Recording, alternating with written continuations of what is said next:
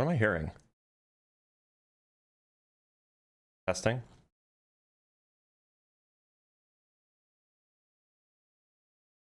Oh, it's the fan. Howdy, howdy.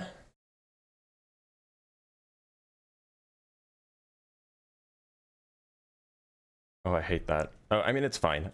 It's just kind of loud and annoying. But we're good.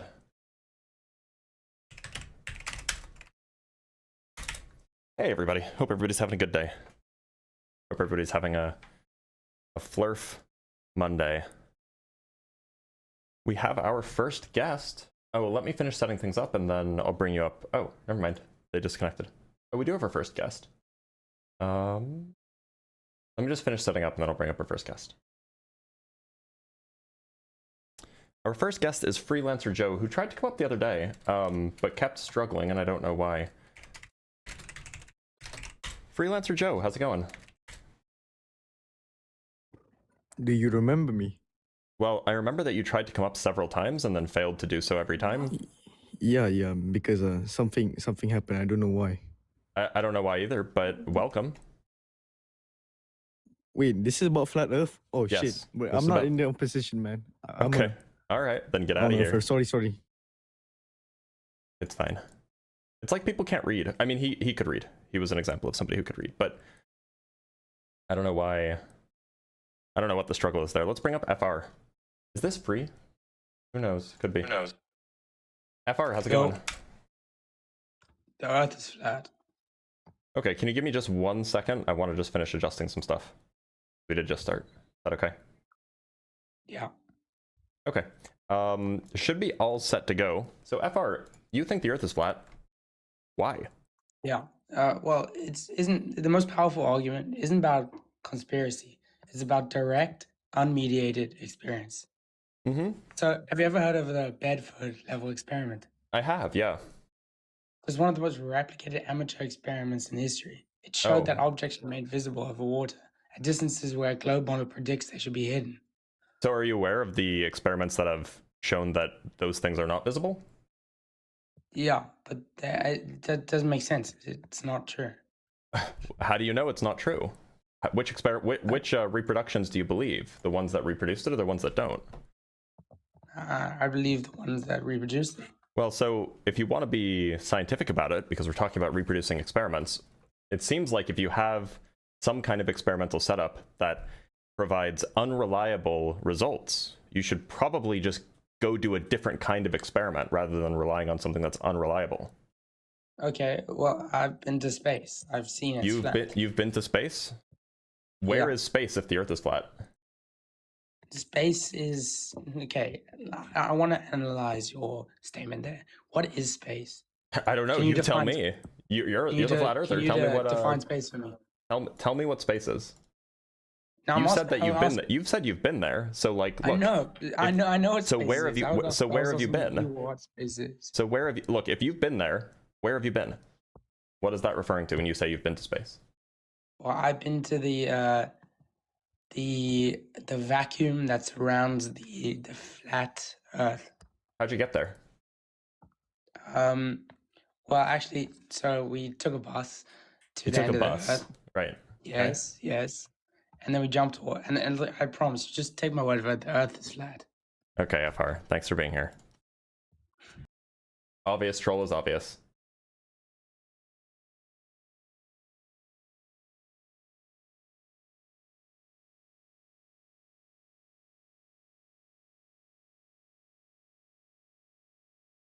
But hope everybody's having a good Monday.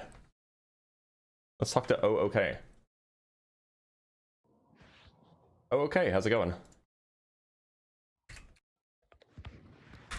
Hello. Okay, how's it going? I'm going good, man. I'm glad to hear it. What shape do you think the Earth is? Say again? What shape do you think the Earth is? I don't really have an answer. Okay, why'd you join? Because I wanted to know what you think. I think that the Earth is a sphere. Can you give like a simple reasoning as to why? Yeah, sure. The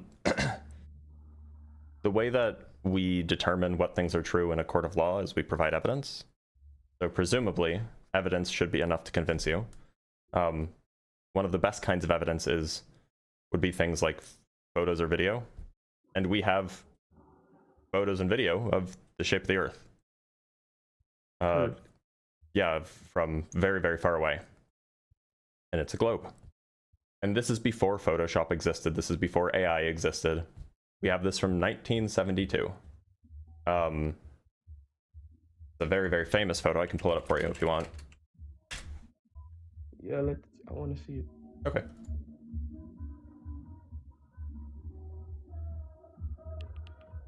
There's some dance music going on in the background, I guess. Hold on, I just want to find the original.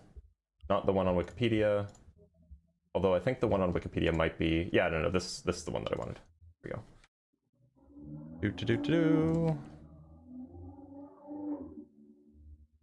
There we go.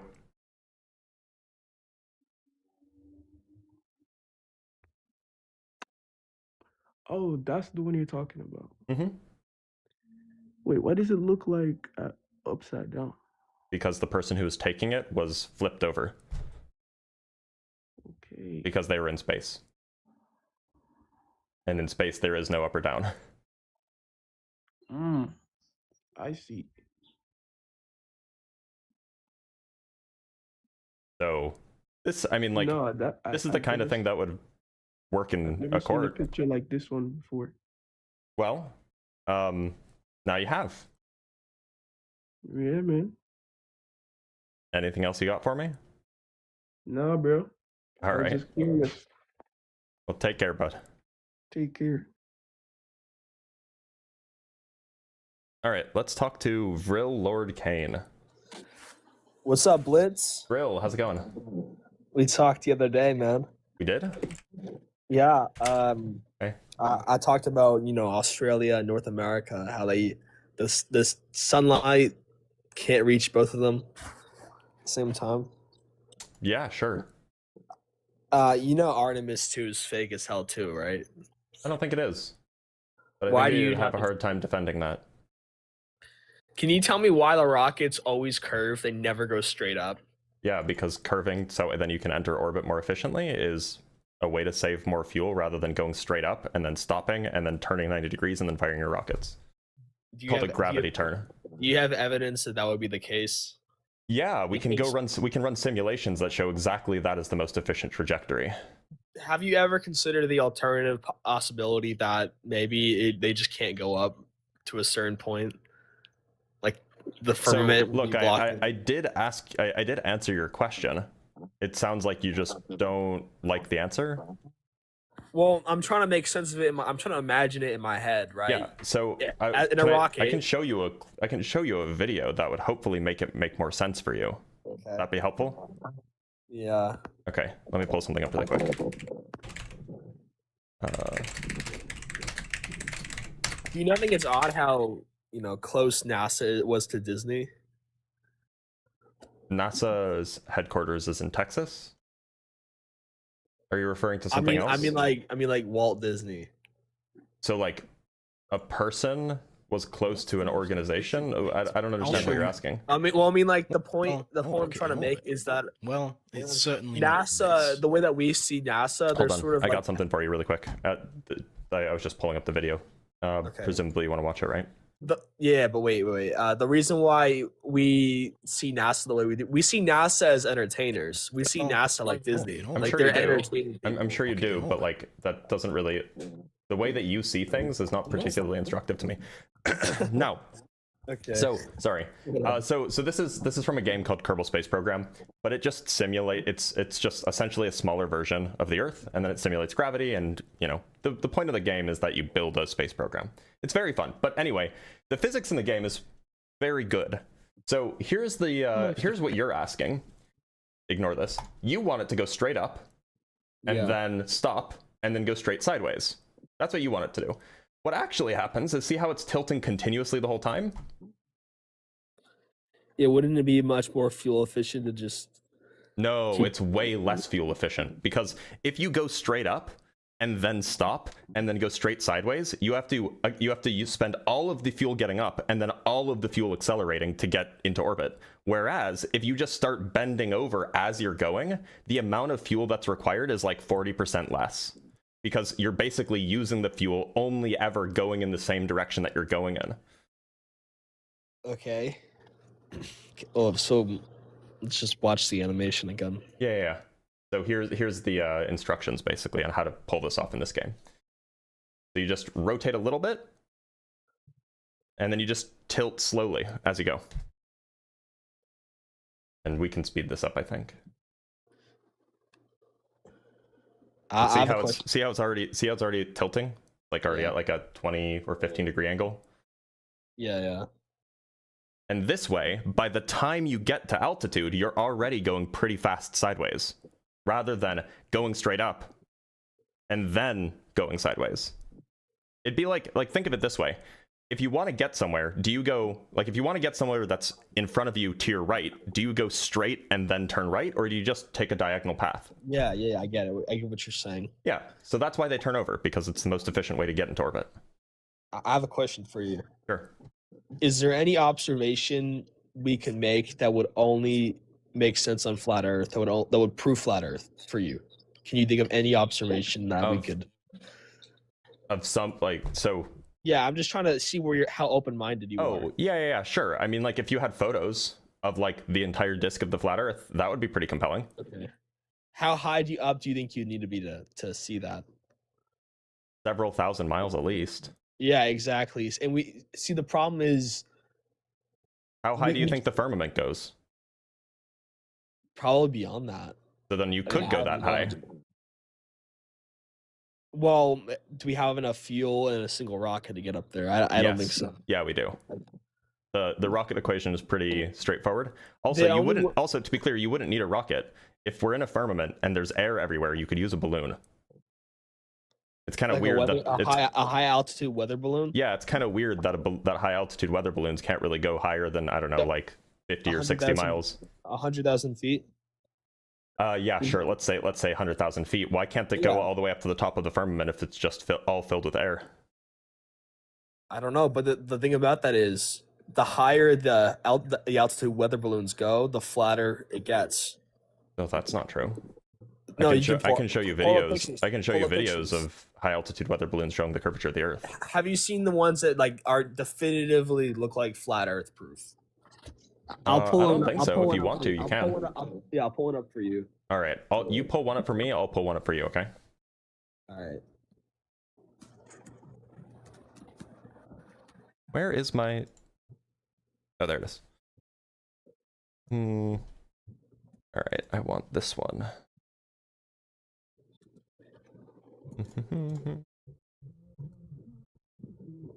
Will you put me up? Will you like? I can't make you big. Okay. Because you're on 4 different platforms right now.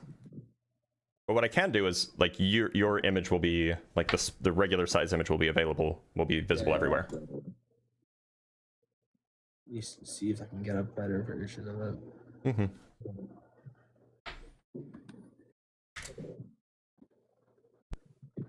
Okay, I think I got it. All right, let's see it. Wait, I don't think I could turn my camera on. I don't have live access to this account. Oh. That's a bummer. I can put in the hold on. I can copy and paste the Reddit link in the comments if you want to pull it up.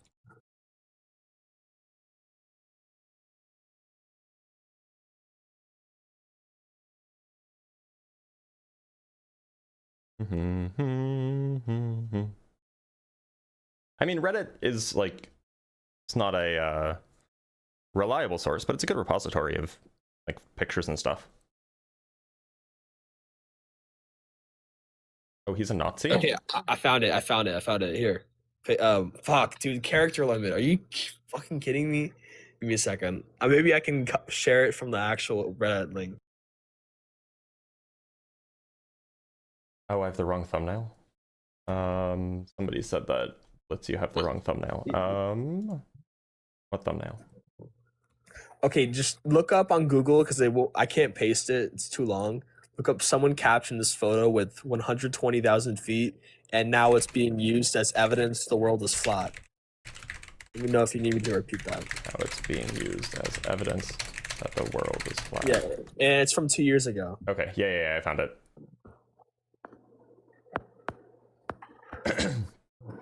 Okay, yeah, I found it. Oh, come on. So it's this one, yeah? Yeah. Okay, so what makes you think that this is from 120,000 feet? Well, I mean, I've seen a video like this before, and it had an altitude reader, and it said like because 100. I mean, just here's the interesting thing. Look at the size of the clouds, right? In the top picture, and by the way, I don't even know if this is a real picture from NASA. They're just claiming it is. But in the top picture, the clouds are tiny, and you can see their shadows, which are also tiny. Here, the clouds are enormous. Honestly, this bottom photo just looks like the same thing that it would look like when you're looking out a window on a plane. And in fact, the comments on the Reddit thread say as much. Yeah, Reddit is full of globetards, man. Like, You can't say that. Sorry. But anyway, so I mean, sure, you showed me this photo. How about this photo? 1 second, let me pull it up. Do you think the first picture, the one that is claimed to be NASA, has a fisheye lens? I don't even know if it's a NASA photo, right? And I don't know what altitude the second one is taken from. So this is the first recorded photograph. What I'm showing you right now is the first ever photograph from the stratosphere. So this was the at the time, this was the highest humans had ever been. This photo's taken in 1935. So it's not fake. It's just an old photo, and then they wrote on top of it, like they wrote on top of it for the printing. So this was taken from around 72,000 feet, and what you can see is they drew a line across, connecting the two ends of the two sides of the horizon, and you can see that it curves up in the middle. So you think that's how curved the Earth actually is? From 72,000 feet, that's plausible. Yeah, I mean, obviously it depends on the camera because it depends on your field of view. But yeah, this is a plausible amount of curvature from 72,000 feet. It's slight, but it's there. I mean, it's from so long ago. Okay, well, I can show you something more recent if you're interested. It could just be an old camera. I can show you something more interested if you want it. So here, let me grab this really quick. Let me ask you another question. Have you seen those videos of when the rockets go up? Yep. Here's a capture from one of these rockets that went up. Actually, no, this was a weather balloon, or not a weather. It was a high altitude balloon. It wasn't a weather balloon in that it wasn't actually used for studying the weather, but it was a high altitude balloon. Okay. It was made by an amateur. I have a question for you. Yeah, sure. So it was made by a guy named Mr. Sensible Historic. You can go watch it. He has videos on it. And so this is just a summary of what's happening, and it has some good stills in it. We can talk about this after. I just have a quick question. No, we should talk about this now because you brought up a photo, and you didn't like the photo that I showed you because it was too old. So I'm showing you something from a few years ago. How can we be sure this isn't lens distortion? That's a great question, which is exactly why I brought up this image, which I was about to touch on. So what they did in this, what they did for this this balloon is that see those two lines in the middle? Yeah. So those are just strings. They're just taut strings that are pulled across the front of the camera, right? Like in front of the camera. They're not like lying on it, but they're right in front of the camera. And so because they're taut, we know that they're straight, right? Like taut strings are straight. And so what we can verify then, because these strings are taut, is that if the strings are not distorted, then that means that the lens is not distorting the image, right? Because if there was a fisheye effect, then what we would see is that the strings would be curving, right? The top one would be curving up, the bottom one would be curving down. And so here's a still taken from this video with some stuff overlaid on it. You see the top string, you see the bottom string. They're both straight, eye levels in the middle, and you can still see the curvature of the Earth down below. So it can't be a fisheye lens effect, because if it were a fisheye lens effect, then these strings would be curved rather than straight. When was this photo taken? This was not a clip. That was a screenshot from a video that was done, or that was posted 5 years ago. And so like you can see, like here's some of the video. I mean, it kind of looks like a refraction though. Do you see Refraction the blue light? of what? Do you see the blue light from the, there's like a cyan, and then the top it's black. reflection, like the refracted The- part, the blue atmosphere. Why is it That- curved? Well, that's what I'm saying. It could just be refraction. Refraction wouldn't make it appear curved left to right. Well, I mean, like maybe it could cause like a bit of a. If it was refraction, then you would expect to see the string to be curved too. What? I'm talking about like reflection from the sunlight. You know what I mean? Reflection. So why is it curved? It could just be something to do with the lens, or it By could the be. way, interestingly enough, so during the video, we have data. I don't know if you can see this. We have data on its altitude. Wait, I have another idea. Maybe it's. Hold on. So we have altitude data, we have temperature data, we have pressure data, we have a whole bunch of data that's useful, that's recorded during the launch. And so what you can do is you can actually take that data and you can punch it into an Earth curvature calculator. So this is the original image taken directly from this video, right? Not the exact same frame, but this is the original image. If you then take that altitude image, that altitude data, with the lens info that we're given, because he talks about what lens is being used on this camera, and then you plug it into an Earth curve calculator, this is the see that line across the bottom? That's what the calculator predicts the curvature of the Earth should be if the Earth were a globe, right? So why is it that it matches perfectly if it was just refraction? I have an idea. Sure. I think that the parts where it's more elevated, where you think it's curvature, I think that's where the sea level is higher. And the areas on the left and right, the sea level is lower. And so the sun's refraction. You think is sea level lower over here than it is over there? I think like you see how the left and right, it's sort of like lower than the middle. That's called curvature. Well, I think actually what it is the sea level is lower in those areas, and so it's higher in the middle area. Okay. Why is the sea level lower in the left than it is in the middle? Because that's just, the Earth, flat Earth, it's not completely 100% flat, right? Obviously, there's elevation changes in sea level. I thought water was always level. Well, it always finds its level. Well, apparently not. Not if sea level is different height in different places. No, because there's obviously mountains too, right? Why would the mountains affect for example, Mount Everest? Why would the mountains affect sea level? Well, I'll explain it this way. Mount Everest, for example, is obviously much higher sea level than the regular geography of the world, right? And so the sun's light, the refraction. Mount Everest doesn't change sea level. No, but like what the sun's light, the way the sun would hit on it, it would appear like for that blue part. Remember, we're going back to that photo where it's black and then blue and then there's cyan. It would be more high up because Mount Everest is higher up. You gotta be trolling, right? Dude, I understand when we say flat Earth, you guys think we mean like a 100% flat Earth. No, it's got changes in elevation. It's got changes in sea level. So obviously, wait a minute. Why is the sea level different in different places?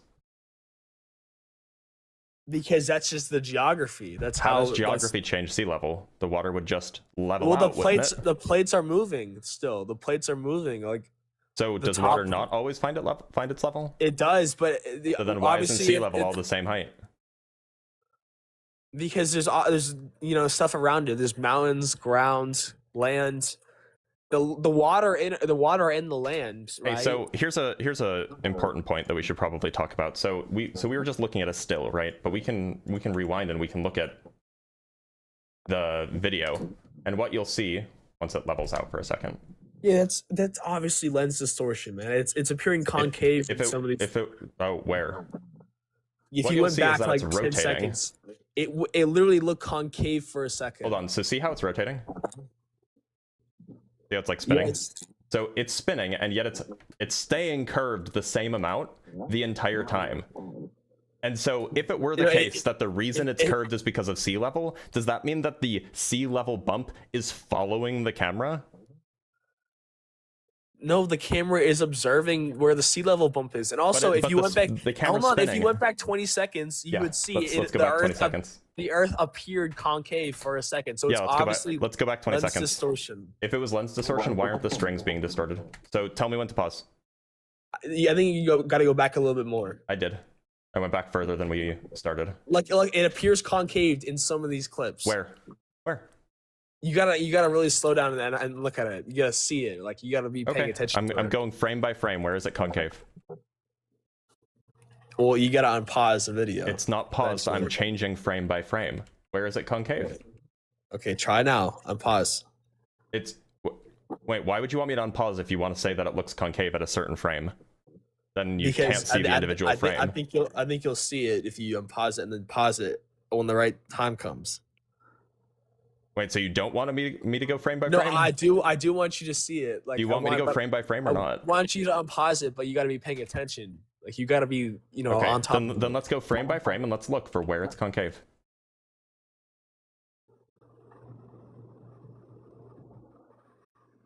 Stop me when it looks concave. Also, if you were looking at the wide cam, it's much less distorted at the top. The wide cam is far more distorted. No, wait, actually. look at the wide cam. The sun looks small and local. If you actually look at it, it's on the top camera. Yeah, it looks small and I know what local. the wide cam is. The wide cam is a wide camera, so it's going to make everything appear smaller. No, but doesn't it look small and local and above the earth? No, it just looks far and big. On your model, the sun should be much farther than that. Much farther. Great question. How can we tell how far away the sun is from this photo or from this screen cap, this still frame? I don't think you can. You gotta know. So then, using my model, you can't tell how far away that is. I'm glad we agree. Also, I'm still waiting for the concave distortion. All right, it's because you gotta unpause it. I'm not going to unpause it. Why would unpausing it help me see an individual frame? Because it's easier to see when it's How is it easier to see when it's moving? We're going frame by frame. Where is the concavity? I think you're just lying at this point. I think that you're purposely, intentionally doing it frame by frame because it's going to take much longer. Frame by frame is how you analyze. Like if there's a particular part of the and like you can just tell me to pause it and then we'll go to the place where you or unpause it. We'll just go to the place where you think it is. So it literally appeared concave for a split second. Okay, then let's go back and see if we can find that. Okay, so this is about where it started. Yeah. Okay, so then where's the concavity? Tell me. I'm pausing. Okay. Is this a troll? This has got to be a troll, right? No, I'm pausing. I saw it in a split second when you unpaused it the first time. Okay, so we're gonna go back and we're going to play it in slow-mo. Okay. And then we can find the exact frame where you think it's concave. Got it? Also, if you look at the wide cam, it is the now. Wide cam. Look at the wide cam. In slow-mo. Look how much curved it. Look how curved it is. So a wide cam is a fisheye lens. That's why we're not looking at the wide cam. Okay. The main camera here, this is not a fisheye lens. This is a rectilinear lens. So tell me, where is it concave? I'm paying attention. I'm looking. All right. Tell me where the concavity is. Where's the concavity? Chat should pay attention too. Where's right the concavity? there. Right here. You see, the top ends are higher than the middle. That's because it's tilted. Okay, but you agree it's not concave. It's just tilted. No, but why does it look like the top ends are higher than the middle? What do you mean? Do you mean this part, like over here? I mean, right? left and right. It looks like they're being tugged a little bit higher than the middle. It's tilted. Okay, but wouldn't you agree that it looks concaved to an extent? It actually looks curved downward. Okay, well maybe it's more. I think it's more exaggerated in these other newer clips. What do you mean newer clips? This is all the like same video. If you were to resume, like you would see it more.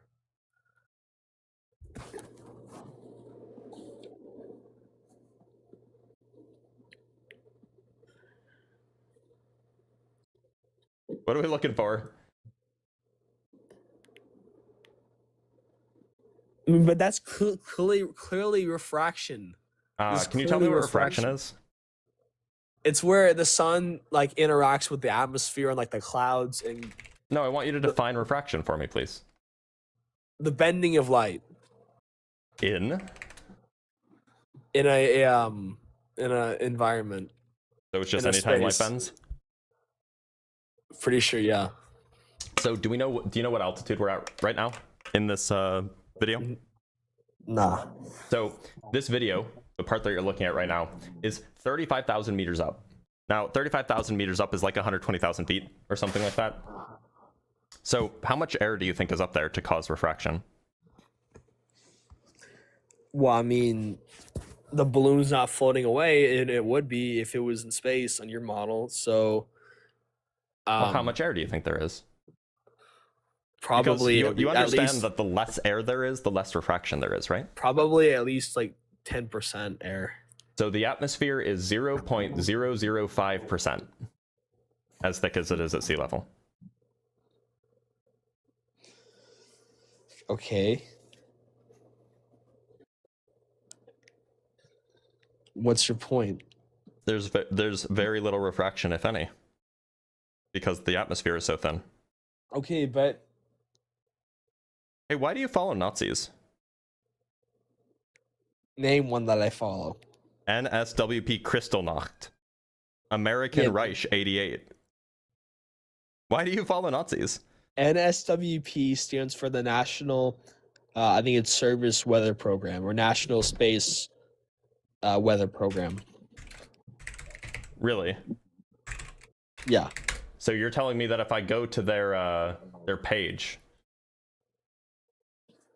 it will just be weather stuff?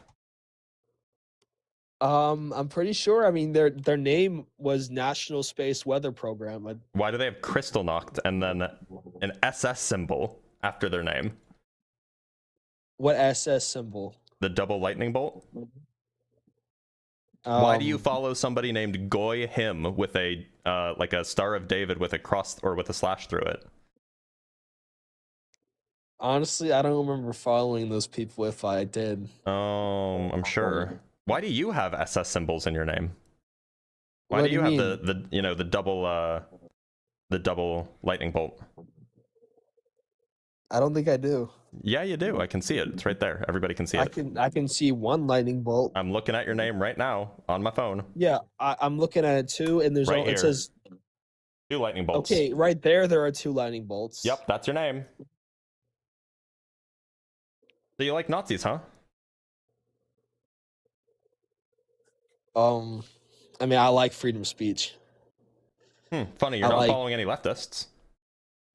Seems Well, like you're following. I do listen to the leftists. I listen to Vosh. I listen to like Nazis. Vosh. I listen to Hassan. I listen to Destiny. I like all opinions. By the way, he just hid his followers.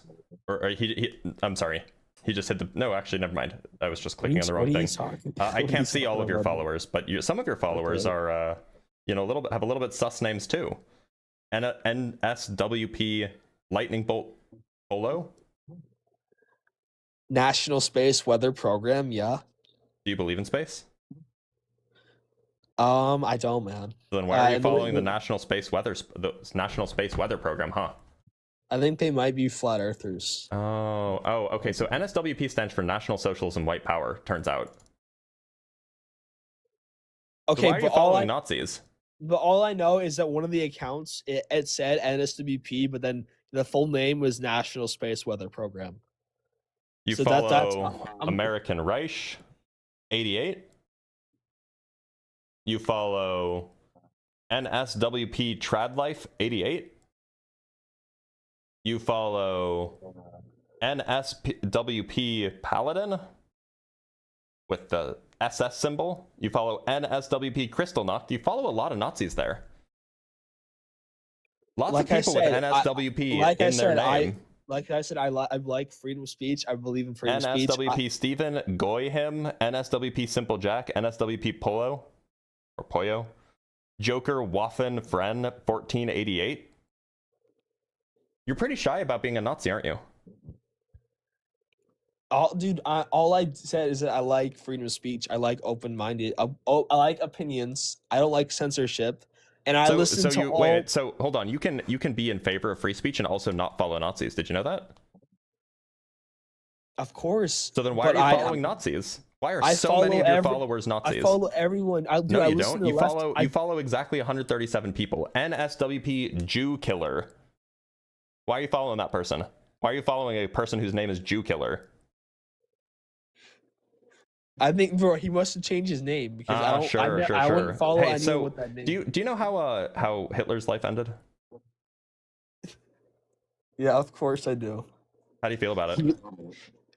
He got to live out the rest of his days in Argentina. I mean, good for him. Okay. Well, would you like to live out the rest of your days in Argentina? Yeah, I mean, that sounds. So fun. you're telling me that you should go follow in your leader's footsteps? Yeah, sure. Okay, go ahead. No. Hey, I didn't say it. I didn't say it.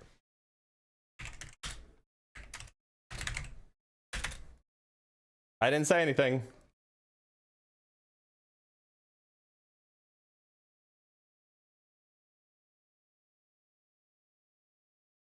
Mods, you guys know what to do. Make sure to ban him.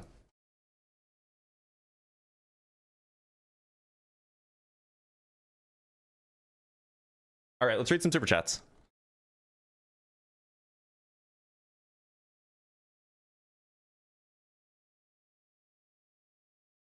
From Tyler with the $2, I see Earth curve often, 40,000 feet and above. Where are you flying that you're 40,000 feet and above?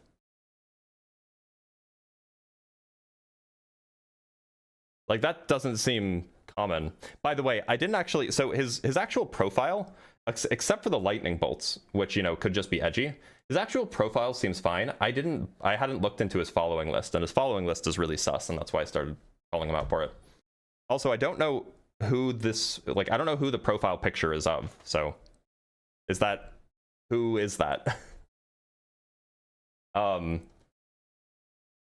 All right, from Empiricist with the $2, mountains do change sea level from gravity. They do, slightly, but they think that gravity's fake. From Vintage Gaming with the $2, ask for empirical evidence for his claims. Yeah, I mean, of course he never will. It's a mugshot. Looks maxing idiot.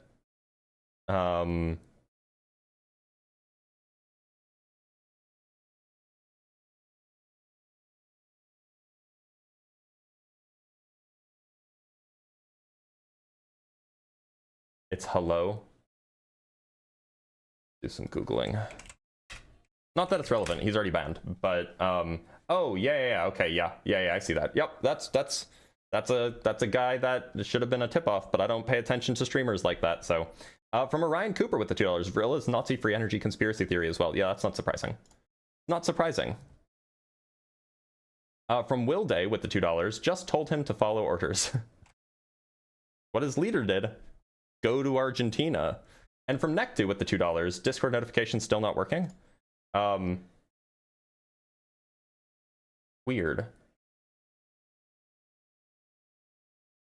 And we just got a $10 cash out from Grimlock, or just got back to the desert. Hydration, please. All right, fair enough.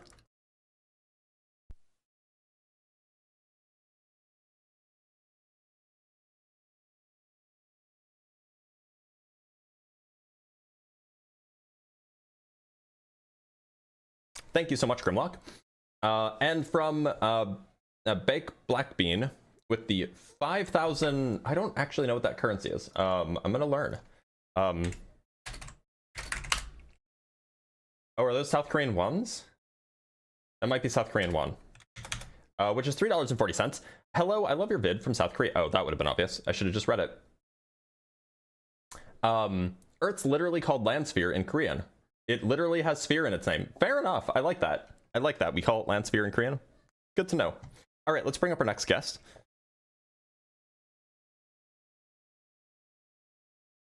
We have a guest named YB. Hey, can you hear me? Yeah, I can, YB. How's it going? Good. I got this headset recently, and it was very cheap, so if it starts to crap out, please let me know. You're good. So, YB, what shape do you think the Earth is? Thankfully, as of recently, I've been starting to believe it's round again. I'm kind of on your side, and if you're not looking for this kind of guest, I'll be brief, and go ahead. But I can come back another day when you're doing like a Q&A or something. I mean, if you're gonna be brief, that's fine. Go ahead. Yeah, honestly, I just kind of was looking for advice. I spoke to Bible Guy, and I think Justin about this. But one of the main things that, kind of held many of my old beliefs together was flat Earth, because that was something I was convinced of before when I used to be Christian and when I used to be very right wing and conspiratorial and stuff. That's kind of what held it together. Like flat Earth and kind of Epstein-like conspiracies, and with all the stuff coming to light of the Epstein stuff, kind of I don't want to say gives me doubtful thoughts, but kind of re-triggered those old feelings and those old beliefs I used to have. Because seeing some conspiracies being true, intrusive thoughts are like, oh, what if those other old thoughts are true as well? Wait, sorry, what are you telling me?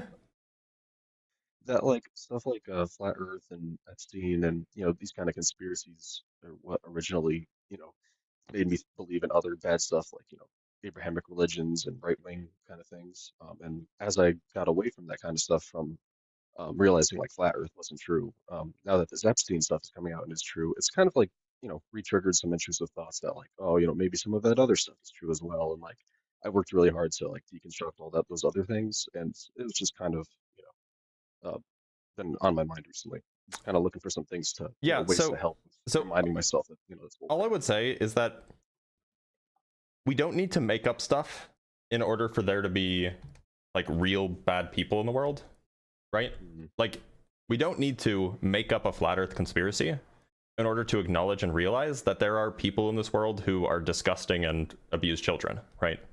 Like those two things don't have to be related. Not everything that happens in the world that's bad is related to every other bad thing in the world. Right. So, yeah. Like, sure, yeah, the Epstein stuff, atrociously bad, right? I don't have no reason to think that this has anything to do with the giants that built the pyramids, or the Earth being flat, or the Jews controlling the world. These are seemingly completely unrelated things. I don't know why we would relate them, right? Like some people are shitty. Okay, I agree. Lots of shitty people in this world. Has nothing to do with the shape of the Earth. Has nothing to do with, a flood. Has nothing to do with, a talking snake. It just seems like it's not really related. No, you're definitely right. And I tend to have those thoughts after I have the other ones, but it's honestly just kind of nice hearing it from somebody else, especially somebody who's kind of pulled me away from that kind of way of thinking. Honestly, I was listening for a while playing Elden Ring. I didn't expect to come on, and I formed my question horribly at the beginning. I apologize. I came across Professor Dave Explains content and him breaking down some of the main people I used to listen to, like Eric Dubay and some of those other crazy people. Sure. Was honestly really helpful. Do you know somebody else who not just creates debunking content like that, but kind of addresses people who are main proponents in those kind of echo chambers? Well, I mean, so aside from myself on TikTok, Yes, I've watched a ton of stuff. But aside from that, on YouTube, Professor Dave Explains does it a lot. He's pretty popular on YouTube. There's also, I think it's called Fix the Flat Earth, is not somebody that I watch on the regular, but I've heard good things about. Also, MC Toon does flat Earth stuff. But it's not often that you will have people cover a whole bunch of different topics. You'll have like a group of people who it's Fight the Flat Earth. I'm sorry, not Fix the Flat Earth. FTFE. It's always FTFE. I never think about what it stands for. I'll check those two. But you'll have people that are like, their specialty is like they go against flat Earth. And then you'll have people who are like, their specialty is they deconstruct religion. And then you'll have some people whose specialty is they deconstruct young Earth creationism. And so you'll have a lot of people, like there's a lot of groups, like distinct groups often that kind of touch on different things. So you'd have to go looking for those. But if you're looking for something specific in any one of those, you can definitely, feel free to DM me or message me on Discord, and I can see if I can find some resources for you. I literally just joined your Discord as I was starting to come up here. Well, good. So yeah, I'll definitely get around to that. I'll check out those two channels. Okay, sounds good. I appreciate it. I'll come back some other time. All right, take care. Have a good one. Okay, so it seems like the chat that I'm seeing is very, very delayed. I don't know if his audio was a problem. His audio looked plenty loud on my end. Maybe it just sounded bad, but it on my end it wasn't peaking and it wasn't below the audible threshold. So I don't know who it was bad for. If it was bad for TikTok, if it was too quiet. I really don't know. Let's read a super chat from Chatter Cheese with the $20. Step 1, repackage scientific knowledge as forbidden conspiracy theories. Step 2, watch as hordes of people flock to mundane scientific facts because suddenly they feel super special for knowing them. Step 3, humanity saved. Yeah, that's the rough part, right? Like there's there's no connection to actually making the world a better place by spreading conspiracy theories, right? That's the issue. And so it ultimately comes down to wanting to be a truth seeker, right? And that's just not something that everybody can be without the requisite training, right? Like being a truth seeker, like being a historian or being a philosopher, being a scientist, or, you know, being an archaeologists are kind of scientists, but like, you know, figuring out stuff about the world, whether it's about humanity, whether it's about the way the world is metaphysically, whether it's about the way the world is physically or biologically, or the way the past was, or the way the future will be. These are all things that take a lot of training and a lot of knowledge. And if you're not equipped or not interested in putting in the work to become equipped to do those things, to be a truth seeker, a genuine truth seeker, sorry, it's not for you. You get to believe what the people who know what they're talking about tell you. That's the smart thing to do, right? If an archaeologist tells me that, you know, there was a small city-state that existed in northwest Pakistan 9,000 years ago, the smart thing to do is to believe them, right? Because they know better than I do. Because it's their area of expertise. So, yeah, I don't know. I have strong feelings. I think that one of the most effective things humanity has ever done was figure out how to specialize. And now everybody thinks that we shouldn't specialize and that we shouldn't trust and we shouldn't, like, it's bad epistemology somehow now to trust the specialists. Like, trusting the specialists is exactly how we succeeded and produced modern civilization, right? That's, like, it's crazy. Crazy to think that that those are the people that we should now be distrustful of. Anyway. All right, let's talk to Joseph. Joseph, how's it going? Hey, how's it going? Oh, jinx. Oh, you got me. All right, Joseph, what shape do you think the Earth is? Sorry? What shape do you think the Earth is? Oh, flat. Okay, why do you think it's flat? Well, number one, well, there's many reasons why. Let's just go through them. I've got 10 reasons why. 10 reasons, okay. Okay, do you mind if I get my notes? I've written them down. Sure. Okay, 1 second. Let me just... Oh my god. My notes! That was really loud. My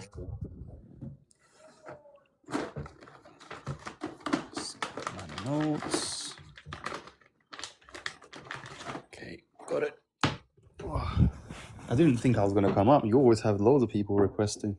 It seems like the flat earthers have not been brave enough to join lately, so you're the unique flat earther.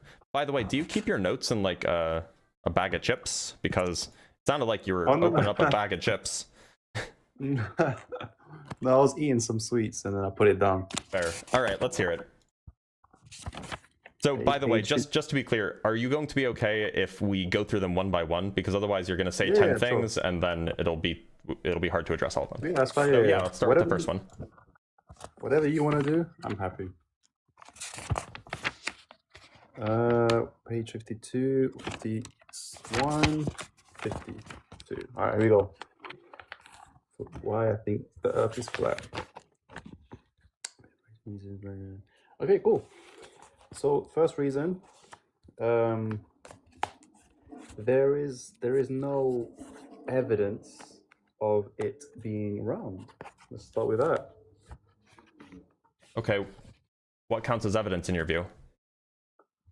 Right, so if we have, we have NASA, we have, 4K cameras, we have all this technology. So what I'm trying to say is, how comes why don't they just broadcast, the Earth instead of just taking AI photos? They do.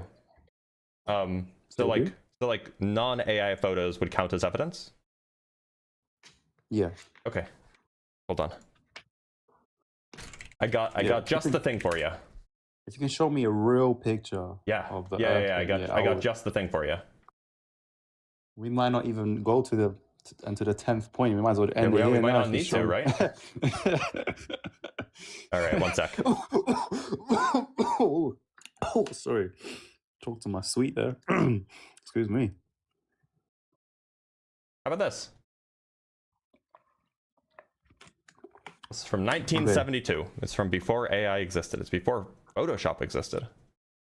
Wait, where did you take where where did you take this photo from? This is from, well, this is the original uncropped, uncorrected Apollo 17 image called the Blue Marble. I found a link to it on Wikipedia, but you can find it anywhere. Wikipedia? Yeah. I can Are go. you kidding me? Here's the original source, by the way. This is on lpi.usra.edu. Okay. Does it say how many millions of miles that photo was taken? I think this one was taken from 16,500 miles away, if I remember correctly, but I can go look up the exact number if you want. Okay, so I'm gonna ask this you. Is the high resolution version, by the way. This is where this photo came from. You know when you look up in the sky and you see the moon, right? You see how it's very tiny. Yep. Wouldn't the Earth be a lot bigger than that if that was taken from the moon? This wasn't taken from the moon. This is taken from closer. Oh. This is taken on the way to the moon. I think it was 16,500 miles away. But I can go get the numbers for you. It was either like 16,500 or like 30,000 or something like that. But there's nothing else in the frame, so I don't know how you're saying that it should be bigger or smaller. There's nothing really to compare it to. Okay. Okay. It could have just been zoomed in. It could have been zoomed out. Like. Yeah. What country is that from the picture? That's not a country. That's Africa. Africa? Uh-huh. Wait. It's upside down. Oh, it's relative okay, to, yeah, there's Saudi Arabia, there's Madagascar. Why is it upside down? Because they were rotated relative to the Earth. There is no up and down in space, right? There's no what, sorry? There is no upside down in space, right? So like there's no up for the correct direction. Okay, so if you're saying that's a real photo, why, and obviously NASA okay, hold on, you're making so much noise, and this has got to be on purpose. Oh no, I'm just, actually I can stop what I'm doing if you want me to do that. Okay, yeah, because it's very loud. Oh, sorry. Yeah, so why, if they can take these real photos, why do they bother doing the CGI photos? Like what? What do you mean, like what? Like the CGI photos that they post? Well, so sometimes they will post like images that are like stitched together from other images that they take. Like if you're really close to the Earth, right? If you're orbiting only 400 miles away, you're not going to be able to get the full thing in one frame. So instead, what you can do is you can orbit and take a whole bunch of photos and then stitch them together, right? That's not CGI. That's just how you stitch together a whole bunch of photos. CGI means computer generated, right? You're not generating you're not generating an image if you're just stitching together real photographs, right? You're not generating something, you're just stitching them. You're like putting the pieces next to each other. Yeah. So there's but like that doesn't make it CGI, nor does it make it fake. But anyway, even if it were the case that NASA was posting CGI fake photos, you asked for one that's not, and here's one that's not. Okay, but how do you know the Earth is a sphere then, if that's just one circle? Well, it's definitely not flat. Yeah, but how do you know? Oh, because Africa's curving off to the side. Unless you think Africa is at the edge of the disk Earth. Yeah, but can you say 100% that's a sphere, or that could, okay. Fair enough. In fact, you can see the difference in shading on the side, right? Yeah. Okay. Okay.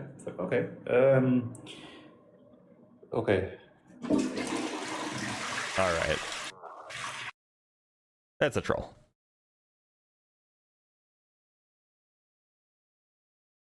It's a troll. Pretty sure it was a troll. I guess the flat earthers aren't sending their best anymore.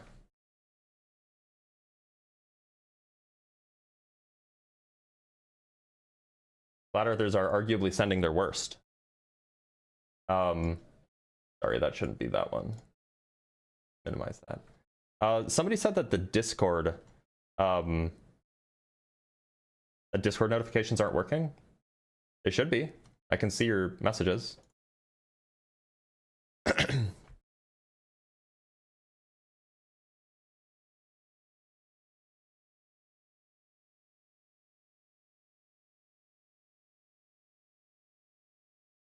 Hold on, just one sec. We're working out a Discord problem. Like I can see.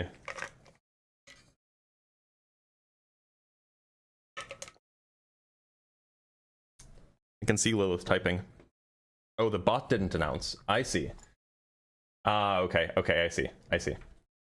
So we have $2 from Joshua Brown with the message flat Earth 1 + 1 = 2, but I don't believe in facts. That is something like it. Oh, I didn't get the Discord notification about the live. Okay, yeah. Well, I'm glad that that's hopefully working now. It just took some time, but we're good. All right, let's talk to Gerald.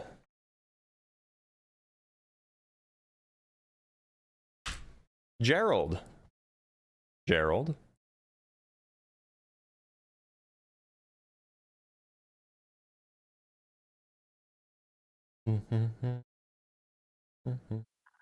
Gerald, how's it going? Crazy.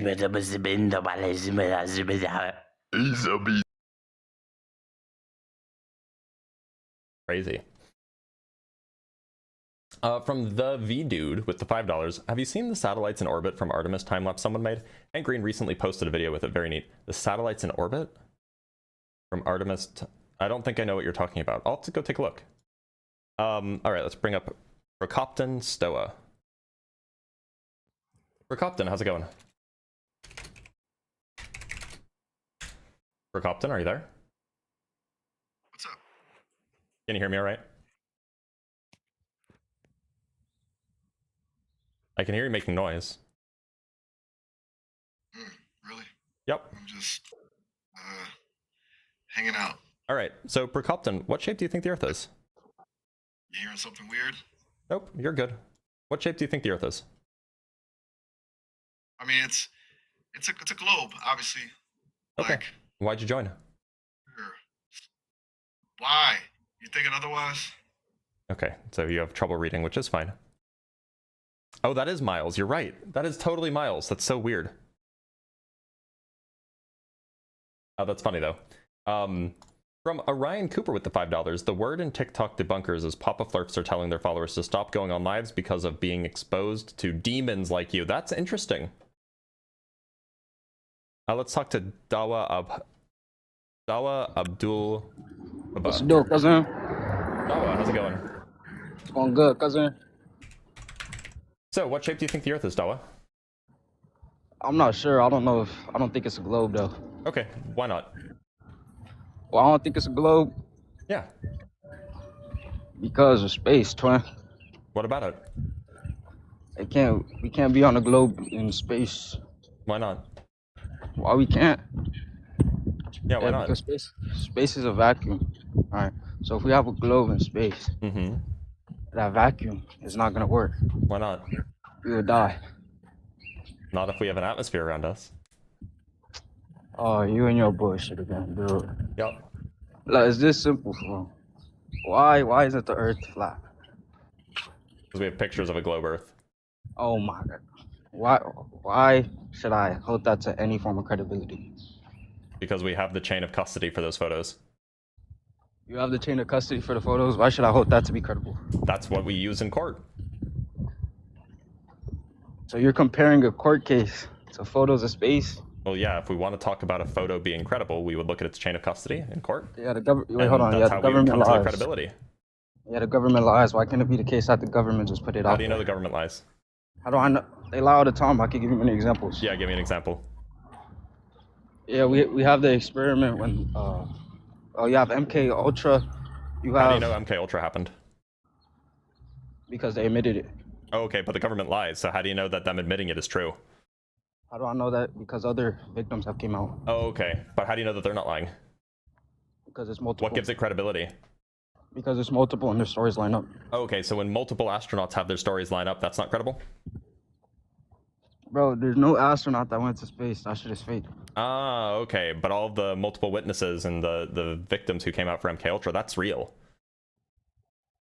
Yeah, we know it's real because that lady We know it's real because that lady. Yep, that's a strong argument. No, we know it's real because that lady told the doctor about what they did to her. Because that lady told the doctor what they did to her. Got it. Yeah, that's how they got exposed, because the lady had headaches and stuff when they were brainwashing. that lady, definitely a reputable source. This is all confirmed. This is all, yeah, it's definitely all confirmed by the government, and the government lies. Why should I believe any of this? Well, the government admitted they did the project and that they got caught for it. Yeah, but the government lies.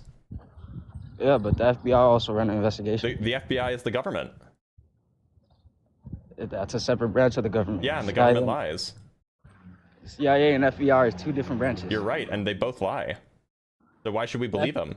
The FBI does lie sometimes. Yeah, so then why should we believe the FBI investigating? Why should we believe the FBI's investigation? Yeah. If the government lies, why should we believe them? They give us reasons. They gave us reasons? Oh, okay, so if I give you reasons about why we should believe the NASA photo from 1972, that would count and make it credible? Rational reasons, of course, yeah. Yeah, how do you determine which reasons are rational? We have to examine it.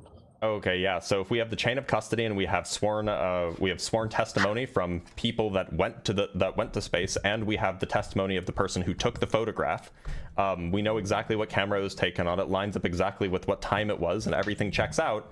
Why would we not believe that this is evidence? Two big things. You're already assuming that the chain of custody is something that can't be unbroken. The government can break it if they want to. Do you know what a chain of custody is? Yeah. Basically, you get evidence, and then basically it goes to approval, and then it gets passed down, and then you use it in court. So chain of custody is just essentially a list of who controlled the piece of evidence at what times. Exactly what I said. Right? That's what I said. You have one person, then it goes to approval, and then it gets passed down. What do you mean approval? Approval to be used in court. Oh, sure, that's what you mean. Yeah. I mean, like, yeah. Once you're asking about like where the evidence came, once you're asking the judge if something can be used as evidence, sure, you need approval that something can be used as evidence. But I'm talking about the actual chain of custody. The chain of custody is just the list of times and places of where that piece of evidence was, so that you know it didn't fall into any hands that were untrustworthy. Fortunately, we don't actually have to rely on the government if you don't believe that. We can rely on individuals who have seen the curvature of the Earth from the limits of space. Why should we believe them? You're just selling me like this bullshit. We have video from these rocket launches, private individual rocket launches. I have a video of my pug playing basketball. Does that make it real? Do you? I'd love to see it. Yeah. Can you show me? Yeah, it's AI generated though. Oh, okay. Yeah, so if I showed you a video from before we had AI generated video accessible to the public, would you believe me? But we already had AI. When? We've been having AI. Since do you remember the first like mainstream AI generated video of like, who was it? That got released to the public? It was, we're talking about publicly available, because the person who published these videos are publicly available people. These are private individuals. AI has always existed? 1900. No, since the 1900s. That's a huge claim, but I'm not going to let you derail. So I'm talking about the Minos experiment. Sorry, not Minos. Talking about the... hold on. Are you talking about the neutrino experiment? Nope, I'm talking about something else. I am talking about the Mesos amateur rocket launch. There's also the Go Fast amateur rocket launch as well. Okay, what does this prove? These are both amateur rocket launches that take a rocket to the edge of space, and then you can see the curvature. Bro, no rocket has went to edge of space. That's bullshit. We haven't seen any confirmed thing. So that's crazy you say that, because I'd love to show you something. You're gonna show me something fake, I already know. Yep, it's definitely gonna be fake. That's definitely good epistemology. Just assume that it's fake before you have even seen it. That's a good way to be rational and honest, right? Here. Yeah, you should assume everything. Say the government's fake until they give you This isn't from the government. reasons. This is from a guy named Kip Doggerdas. He's a private individual. Private individual paid by the CIA. Prove it. Bro, just give me the experiment, bro. We're watching it. We're watching it together. Oh. This is a camera mounted to the side of an amateur rocket. That's, bro, you see how fake that should look? Oh, okay, prove it's fake. I said it looks fake. Prove it. I never said it is. Okay, so then you know, in the absence of evidence, we should just assume it's real, especially because we have good reason to think it's real. Why should you assume it's there? Because we have video of it. And this video was produced before we had access to even decent AI video generation. You don't think millionaires had access to AI, dummy? No. Every piece of technology the government releases, they had it for more than 20 years. This isn't a government guy. This is just some random dude on the internet. I'm saying AI has been. We had AI for. That's years. cool. Yeah, it was Will Smith. Yeah, do you remember Will Smith trying to eat spaghetti? That was the first time it was published to us. Yes. Yeah. And so this was before that. Bro, before it was available to the public. Yeah, this guy's part of the public. Okay, do you consider billionaires a part of the public? This guy's not a billionaire. He's just a normal guy. He has 28,000 subscribers on YouTube. He has millions in his account. Prove it. Search up his name. Okay. And his net worth. All right, I'll do that while you watch this video. And you want me to believe he sent a rocket to fucking space? Like what? Sorry, I have to sneeze. You can't send a rocket to space if you're not. So he's not a corporate executive nor a public figure with publicly recorded earnings or assets. So no, his net worth is probably so low it doesn't even register on any of these net worth calculators because he's not a big YouTube creator. He's just like a regular guy. Wait, so you want me to expect that someone with less than $1 million send a rocket to space? Yeah, it's actually not that hard. You can build amateur rockets fairly easily. No, you can't. So then you just don't understand how rockets work, I guess. You need thousands. You could build a rocket if you wanted to. Yeah, it wouldn't leave Earth. If you did it well, it would. Stays contained in Earth. I have evidence. If you did it well, it would. Also, to be clear, this is just going to the edge of space and then it's coming back down. It's not orbiting. Bro, it's just simple. Look, the Bible says the Earth isn't a globe. It gives a different shape. So what's the contention? Oh, the contention is that we can see the Earth being a sphere here. We can see the Earth being a sphere. Yep. In this video that we're watching right now. Let's say I granted you this. Is your perception perfect? No, that's why we rely on mathematical and instrumental analyses, which we can do with these videos. And you use that. You use that when you use your perception, correct? Do you not have to perceive it to use mathematical calculations? No. Oh, you don't have to perceive it to use math. So how can? No, you can be blind and also do mathematics. Bro, you know perception is also the senses, dumbass. You don't need any senses to do mathematics. You sound dumb, bro. You don't need the senses? Wait, so you don't need any type of senses to do mathematics? Nope. No, you don't? Nope, you just need to be able to understand. So a blind person who was just born with no senses could do mathematics? In principle, yeah. Oh, they can? Yeah.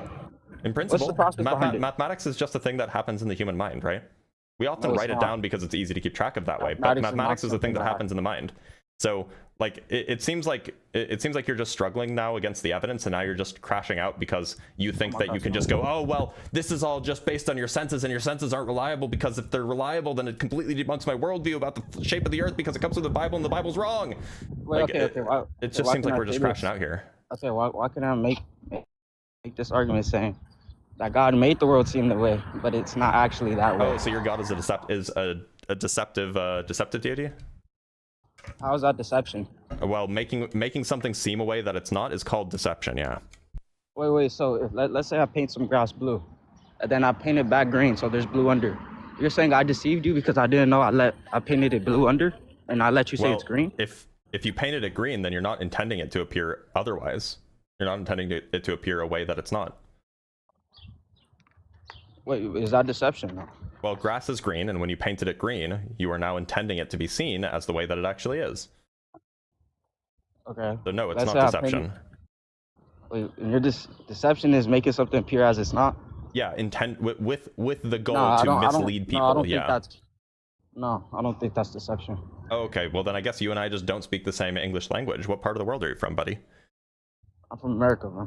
Okay, you're from. So I mean, you and I, we should speak the same language, and yet somehow we're talking past each other. Like you don't know what evidence is, you don't know what deception is, you don't know what fake is, you don't know what the government is. Don't you speak Hebrew? So it's just a little bit confusing. Like I thought that you and I would share a language, right? But apparently we don't.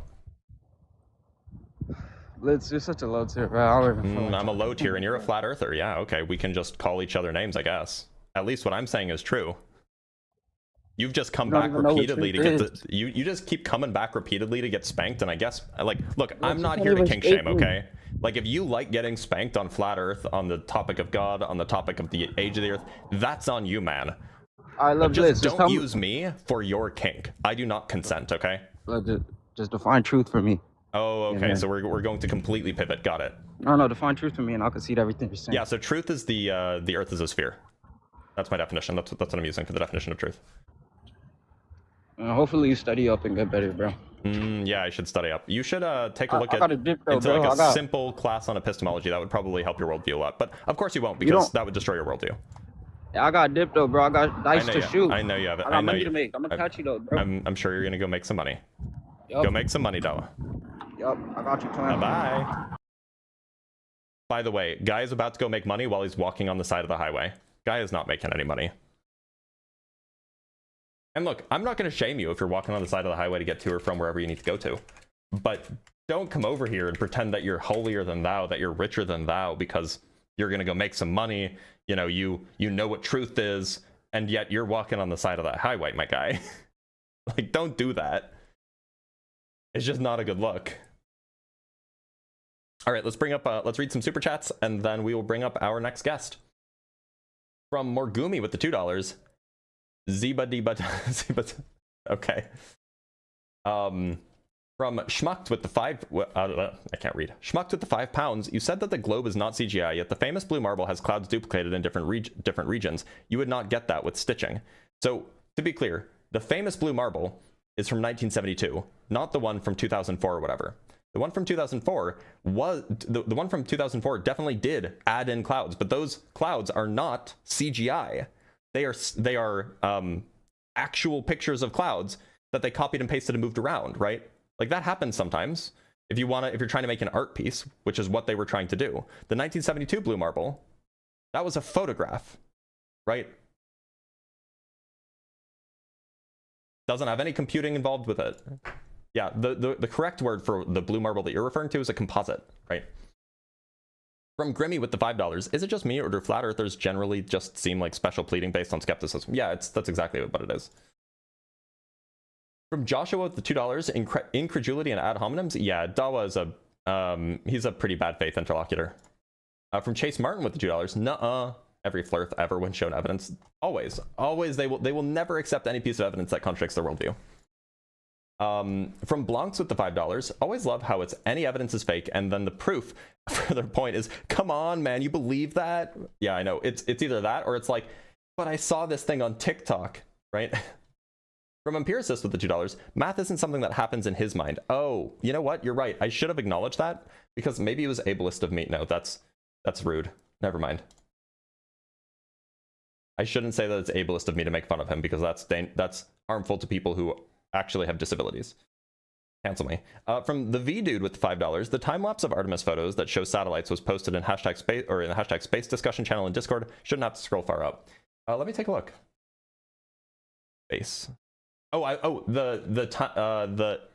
time lapse or timeline? Oh, okay. I did see this.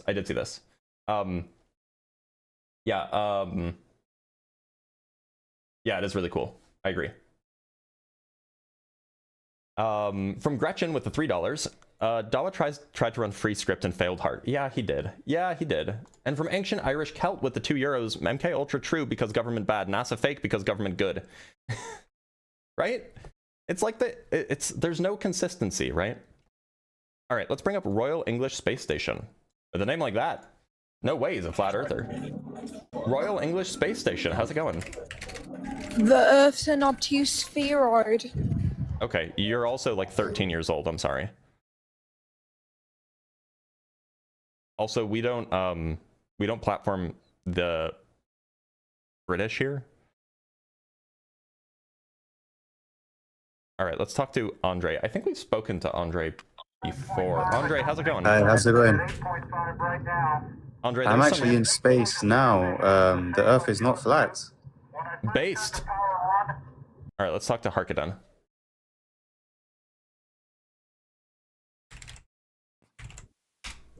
Hey. Harkaden, how's it going?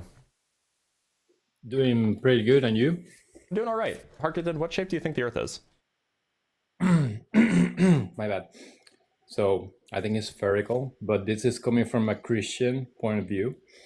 That's and cool. This is But you think it's spherical, so yeah. But yeah, but wait, one second. I want to say a lot of people that are thinking is flat and all that, they're using this book called Book of Wisdom from Harry B. Joseph, which is a pack of conspiracy BS. You think I don't know this? Well, I rarely hear so, but I'm glad that you do know this. But yeah, I just wanted to say that people should pay more attention buying telescope and looking out there instead of their phone. I'm going to let you go, Harkonnen. Thanks for being here. Let's talk to Bitcoin. Bitcoin, how's it going? Yeah, good, man. The Earth is flat. Why do you think the Earth is flat? Just trust me, bro. Trust me. Earth is flat. Okay, but why don't you just trust me that the Earth is a sphere? Trust me, bro. The Earth is flat as fuck. I'm walking in. It was just a troll. It's fine. It's fine. It's my life. Okay, so there are actually like at least a dozen-ish flat earthers who are currently in the TikTok live chat. And there are 800 people watching. So it seems like all of the flat earthers are at this point afraid to defend their worldview, which from what I'm hearing through the grapevine from you lovely people, is that I guess the flat earth daddies are telling their flat earth babies that they don't want to, that they shouldn't come talk to people like me because we're demons. So, you know, maybe they've live visibility restricted for 10 minutes. Why? What do you mean? Why? What did I do? Why is it? What? Why? Why was it restricted? Oh boy. Well, it's okay. I mean, there are still flat earthers in here, and if they're too cowardly, yeah, maybe it's the demons. If they're too cowardly to actually like come up and have a conversation, then that's on them. Like, it just seems like if you can't defend your worldview, that you can only listen to people who already agree with you, then I can't really help you, right? Like, that seems like a personal problem, not a, seems like perhaps a problem with your worldview rather than a problem with the way the world actually is. Yeah, delusions are safe in the echo chamber. That's very true. Let me check something really quick. Yeah, they are quite loud in chat though. We got a $2 super chat from Robert for "It's okay to punch Nazis." Look, I'm not advocating violence here.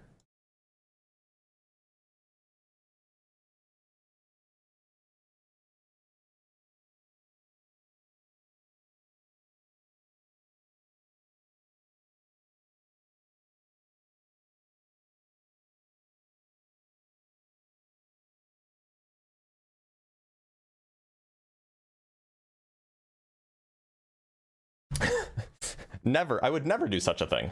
All right, we have Crazy Cat Lady Crystals joining. Crazy Cat Lady Crystals, how's it going? It's going okay. I'm over the age of 18. I'm 52. Okay. And just all of that. And I am a Glober now, but for a long time I was into the flat earth and all that rigmarole. And I just wanted to come on and say that I appreciate you. I appreciate everybody that's doing this. Your knowledge makes my brain hurt because you're really smart. I appreciate that, but Crazy Cat Lady, I'm looking for opposition, so thank you for being here. Look, we gotta respect the rules of the live. Let's bring up Wistful. Wistful, how's it going? Yo. Wistful, what shape do you think the Earth is? Pardon? What shape do you think the Earth is? I think it's flat. Why do you think it's flat? It just makes more sense to me. What about it? Well, the one thing I always wonder is they say Earth is spinning at 1,000 miles per hour. But then if you're in a helicopter, why aren't you just drifting away? Because so the atmosphere is also spinning at approximately 1,000 miles an hour if you're at the equator. Yeah, well, if you're not at the equator, then the Earth isn't spinning at 1,000 miles an hour. Okay, well then if you're hovering somewhere in the Earth is moving, so why don't you? Because the atmosphere is moving too. You said that's the equator. Look, the atmosphere moves with the Earth. On parts of the Earth that are moving faster, like at the equator, the atmosphere is moving faster. Parts of the atmosphere that are moving slower, like in, say, 45 degrees north latitude, the Earth is moving slower, and so is the atmosphere. What about water? If What about the atmosphere moves, that means water moves as well. The water, So the then Earth, wouldn't there be like a the massive water, wave? the Wouldn't Earth, there be the like a rock, massive it all wave? moves together on Yeah, but average. wouldn't there be like a massive wave? Why would there be a massive wave if the water is moving with the ground?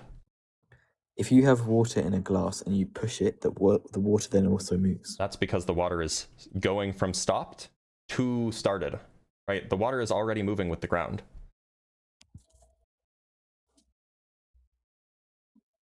Like if you just have water in a... Oh, he ran. Okay. Bring up our next guest. From Thorns DJ. Not from. That's just this name. Thorns DJ. How's it going? How's it going, mate? I'm doing all right. Thorns, what shape do you think the Earth is? I believe it's flat. Why do you think so? Well, one thing is, if you're going to put a photo of the flat Earth, at least don't use a psyop. Use the real picture of flat Earth. There are no real pictures of the flat Earth. Of course there's not, because you can't go high enough to take a picture So of the then full why flat did you Earth. tell me to use a real picture of the flat Earth? Because space doesn't exist in the flat Earth model.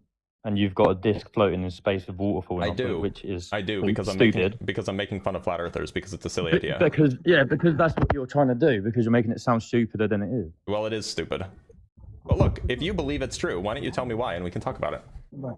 Let's ask a few things. If space exists, By the way, you just got really muffled. I don't know what just happened to your mic, but how does thank you. Much better. If space is real and it's a vacuum, you believe that? Mm-hmm. Well, at least it's nearly a vacuum. It's not a perfect vacuum. How can we have a pressurized system like Earth next to a vacuum of space without the gas pressure being sucked out into the vacuum of space without a physical container? Yeah. So there's two mistakes here. First, vacuums don't suck.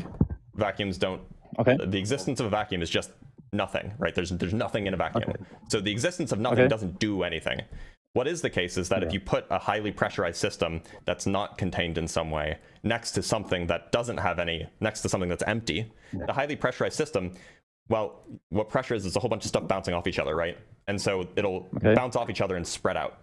Now, that is true when there's no containing force. Fortunately, on Earth, we have a containing force, and it's called gravity. Okay, but that's your answer to everything is gravity. But gravity hasn't. You can't do any test to prove gravity exists. Sure, you can. What's one it's like test? You've never looked into this. The Cavendish experiment is the oldest test in the book, and it's been repeated hundreds of times. Yeah, sure. Explain it to me.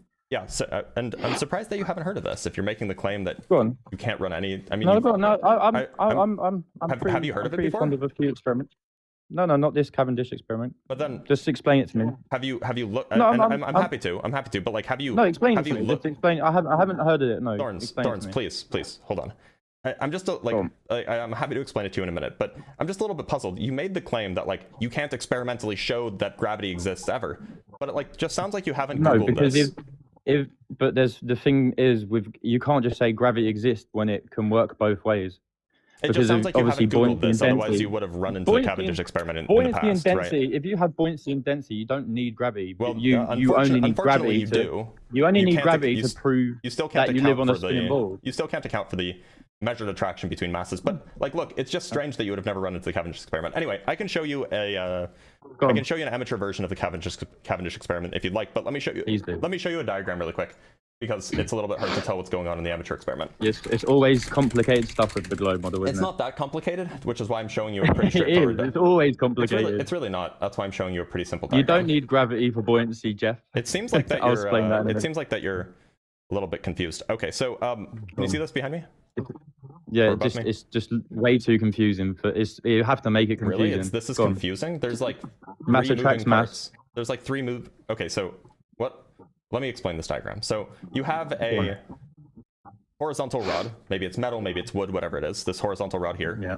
On either end, you have two small masses, right?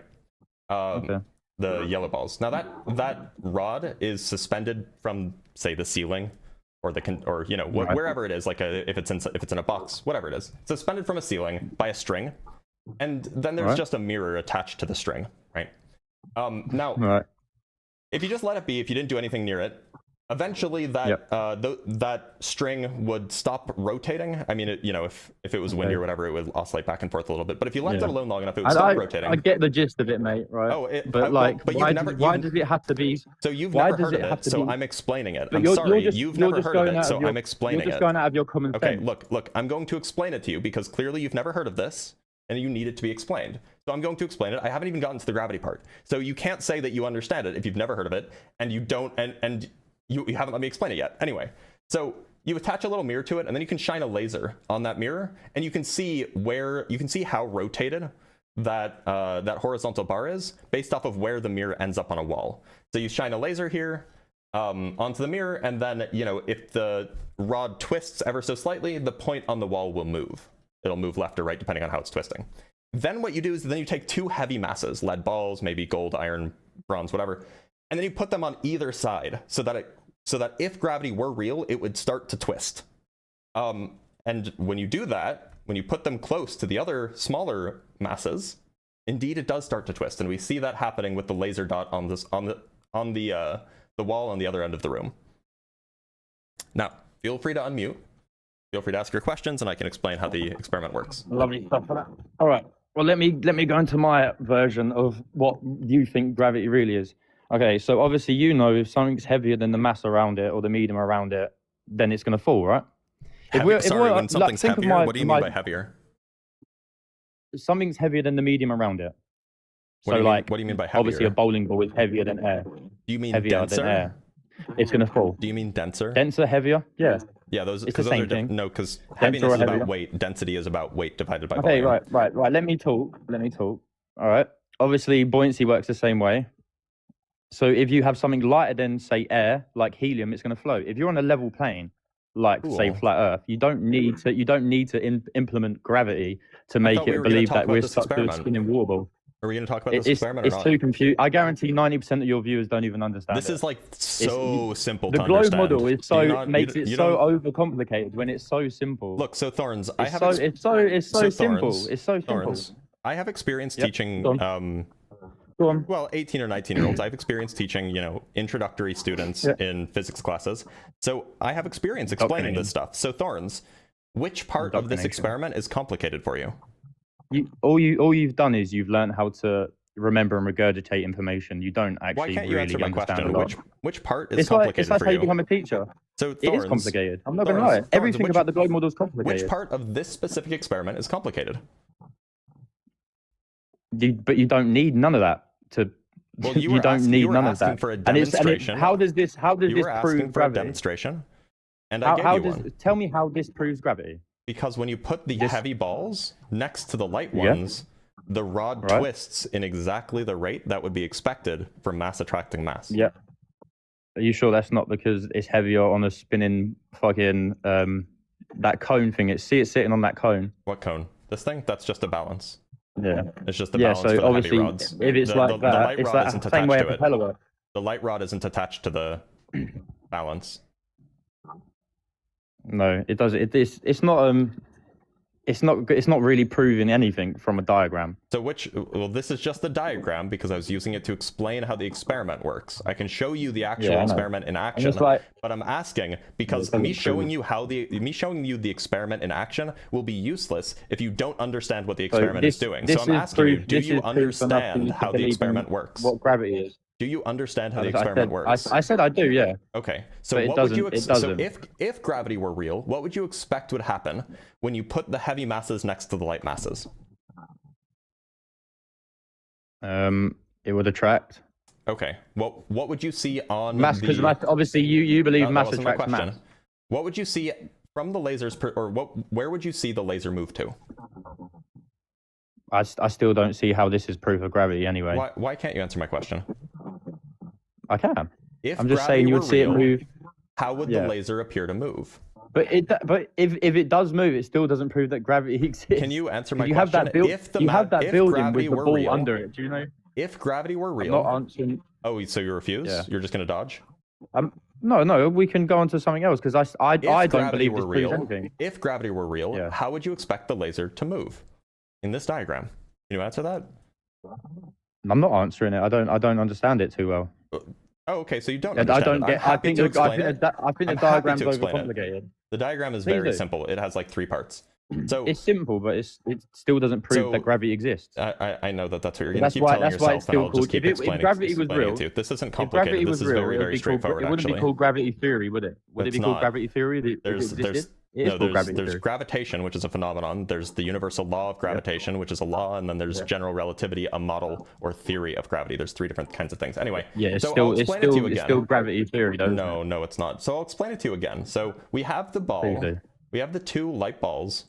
You get into there, hanging or attached to a rod. The rod is rigid. It's like wooden or metal or something like that, and it's hanging from a string. Now, if gravity is real, then what would happen as you move the heavy masses next to the light masses? What would happen? What do you mean move them? Like they're on a spinning platform. So like you can put them closer, or you can put them further away. Oh, you actually move them then? Yeah, you have the heavy masses. You can put the heavy masses close to so the you're light not masses. spinning it, no? So the you're gonna the spin heavy it. masses you can move. That's your All right, yeah, independent go on. variable, right? You can manipulate where the heavy masses are. If you put the heavy masses near the light masses, see how they're Right. near them in this picture? Yeah. What would happen to the light masses? Where would they go? I thought you was explaining it to me. I was. It's called the Socratic method of teaching. Oh no, I don't need to know. I just need you to explain it. Okay, then I'll. So explain where would it fine. go? Yeah. So if gravity was real, then the smaller masses would be attracted to the bigger masses. So this ball would move towards that ball, and this ball would move towards that ball, which means that the whole thing would rotate counterclockwise, right? This thing would start to rotate this way, this one would start to rotate that way, and it's hanging from a string, so it would rotate. Which means that the mirror would rotate counterclockwise, which means that the angle that the laser hits the mirror at would change, and it would deflect to the right. Does that make sense? Yep. So when we do this experiment, that's exactly what happens. So in fact, that is you're not evidence. going to show me a working. You're not going to show. Are you going to show me a working? Yeah, I can show you a working example. Sure. Let me pull it up really quick. I'm listening, John. He's saying I'm not listening. And by That's the why way, I'm not talking. this one was done by an amateur, which is really great. He did a really good job. So this is not like some government whatever. This is done by a YouTuber named Blue Marble Science. His account name's over here. You can pull up the video and watch it on your own time if you want. I like both sides of the story. I will listen. So I'm just trying to find a. There's way too much. There's way too much proof of the flat Earth now that I can't be a globe. Okay, so here's his apparatus, right? I don't know if you can see this. On the left, you have the see that big copper thing? That's where the small balls is hanging. It's suspended in there. The copper is basically a shield to prevent electric forces from being involved and magnetic forces from being Holy involved. God, I still haven't asked a few questions, mate. I'm just listening to his point about gravity. And so We'll then we have the heavy balls over here. That's on the other side. You can see it over here, right? You can see the heavy ball there. Yeah. It's still far away. So this is the apparatus. You can see that it's the same thing that I showed you in the diagram. Or similar. It's a little bit more sophisticated because it's shielded. Because he's saying 1 point, Costa. Why would I keep changing the comment? Why are you reading the chat? Because they're saying that I haven't presented no proof, which I will get onto. So here is the laser. Here is the laser on the far side of the wall coming to rest, basically just wiggling back and forth a lot. And then, so here's the actual laser beam deflection when it's close. Let me see if I can go a little bit further away, a little bit further back. So that's the oscillation. So it's going to wiggle a little bit, so that we just need to know how fast it's oscillating. So here is the deflection of the laser beam. It's there. And then we want to skip forward a little bit. So, okay, so it was here when the. So what's moving it now? So currently it's not moving, right? So here's the current configuration. You have the masses on one side. You have you have one heavy mass here, and then you'll have another heavy mass over here, which is not in frame, and the laser is there, right?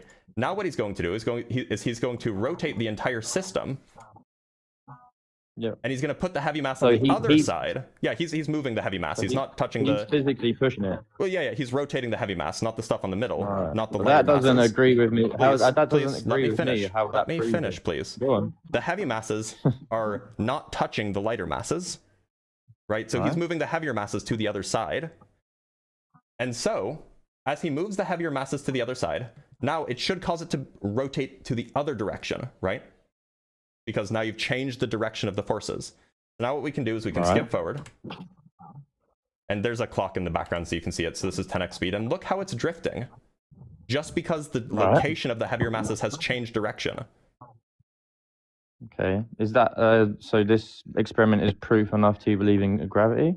Well, not this experiment alone, but this is probably one of the best demonstrations of the experiment. Right, that's fair enough. Why do you have to interrupt me answering?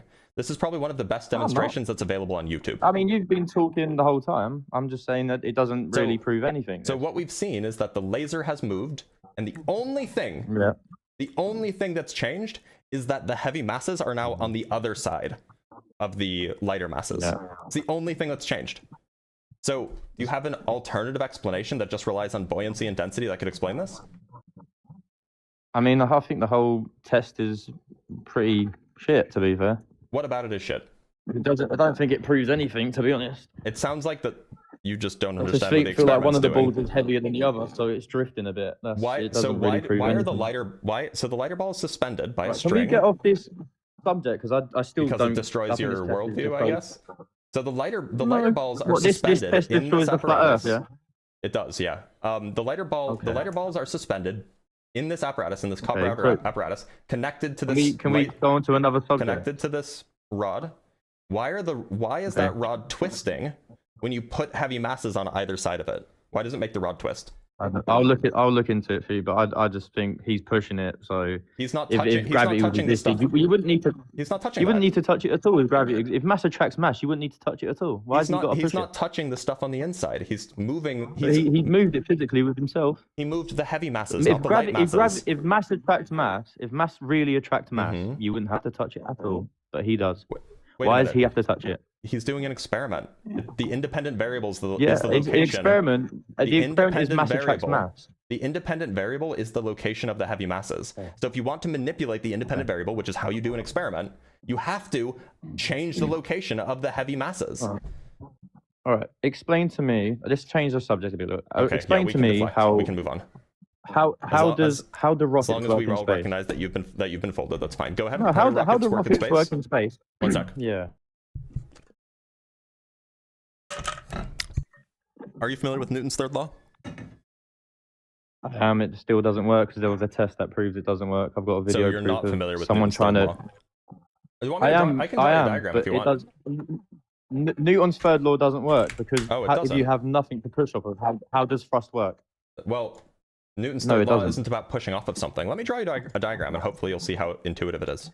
Because, you don't have nothing to push off of in the vacuum of space. You don't need to push off of anything.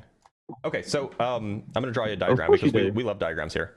So there's video proof that it doesn't work in a chamber. Oh, there's video proof of it working in a chamber too. So anyway, let me draw you a diagram. Okay, There's not this is pretty straightforward. it only works. I can show you one, but you wouldn't want when that. it pushes off the wall of the vacuum chamber. So I'm going to draw you a diagram. It only moves. This is acceptable for you. Show me the video of it working. I'm going to draw you a diagram first. Okay. Okay. Another diagram. Here we go. Well, yeah. You can't use common sense. You have to use diagrams. So the lovely thing about diagrams is the problem with the globe, guys. The lovely thing about diagrams is that a picture is worth 1,000 words, right? And like I understand that you don't want to see a diagram. I understand that you don't want to see a diagram. Hey, look, I gotta mute you here. I understand that you don't want to see a diagram because you know it's going to make your worldview seem crazy unintuitive. But the reality is that diagrams are a great way of demonstrating a point. Okay, so here is a cross section of our rocket nozzle, and then then there's stuff up here, and ignore that. There's also going to be like a little maybe like gap here, right? This is an approximation. It's not quite right, but so this is the cross section of a rocket nozzle. Now imagine instead of having gas that's shoved out the back, imagine instead that you shove a grenade out the back, right? So here we have a grenade. I don't know what I'm doing. Here you have a grenade.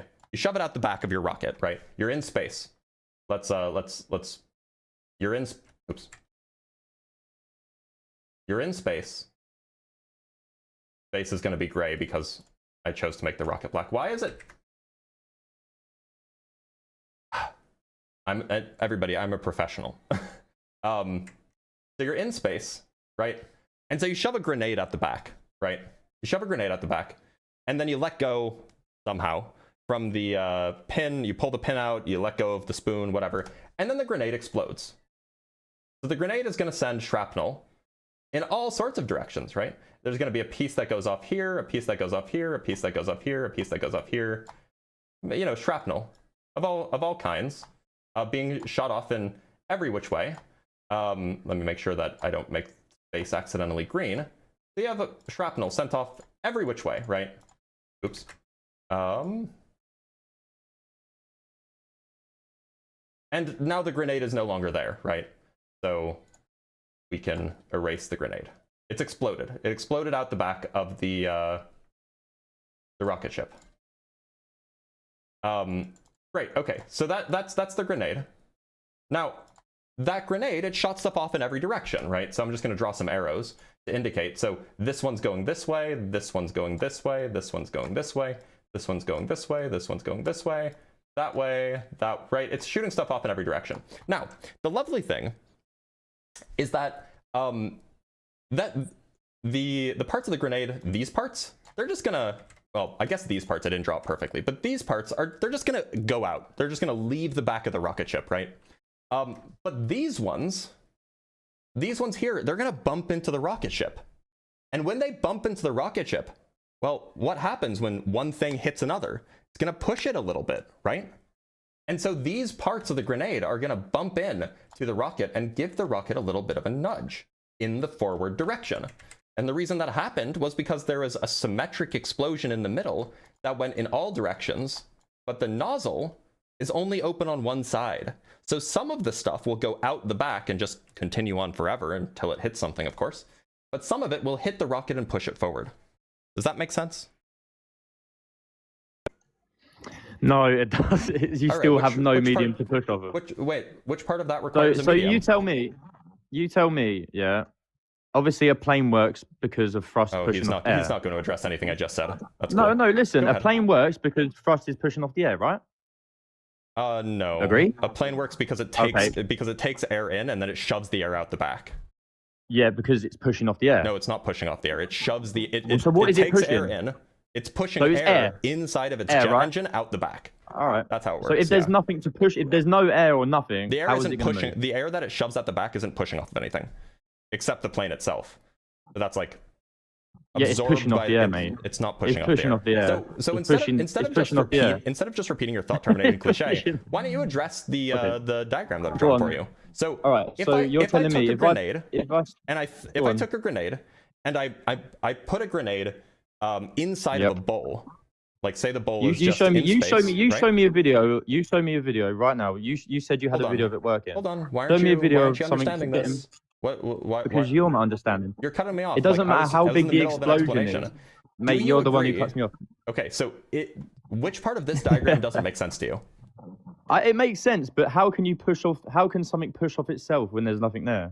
What's pushing That's off like of me itself? saying I'm going to Nothing's stand on a pushing off of skateboard and push myself. Nothing's That's pushing like me off of saying I'm going to itself. stand with both legs up. So if I stand on a skateboard, yeah, and I push myself, how am I going to move? Nothing's pushing itself. You just said it's pushing off itself. No, the grenade is exploding, yeah, you did. and the grenade is right, pushing so the there's a rocket grenade forward. in a rocket, which which isn't what's happening. It's basically but there's a what's grenade in a happening, rocket, and no, it's just a lot of thrust, mate. So you've got a lot of thrust What do pushing you out the think back thrust? of the boosters. What do you think thrust is? I know what thrust is, Yeah, but what is it may take off. It may take off, yeah. But when you get into a vacuum of space, Hold on. What do you think? What do you think thrust is?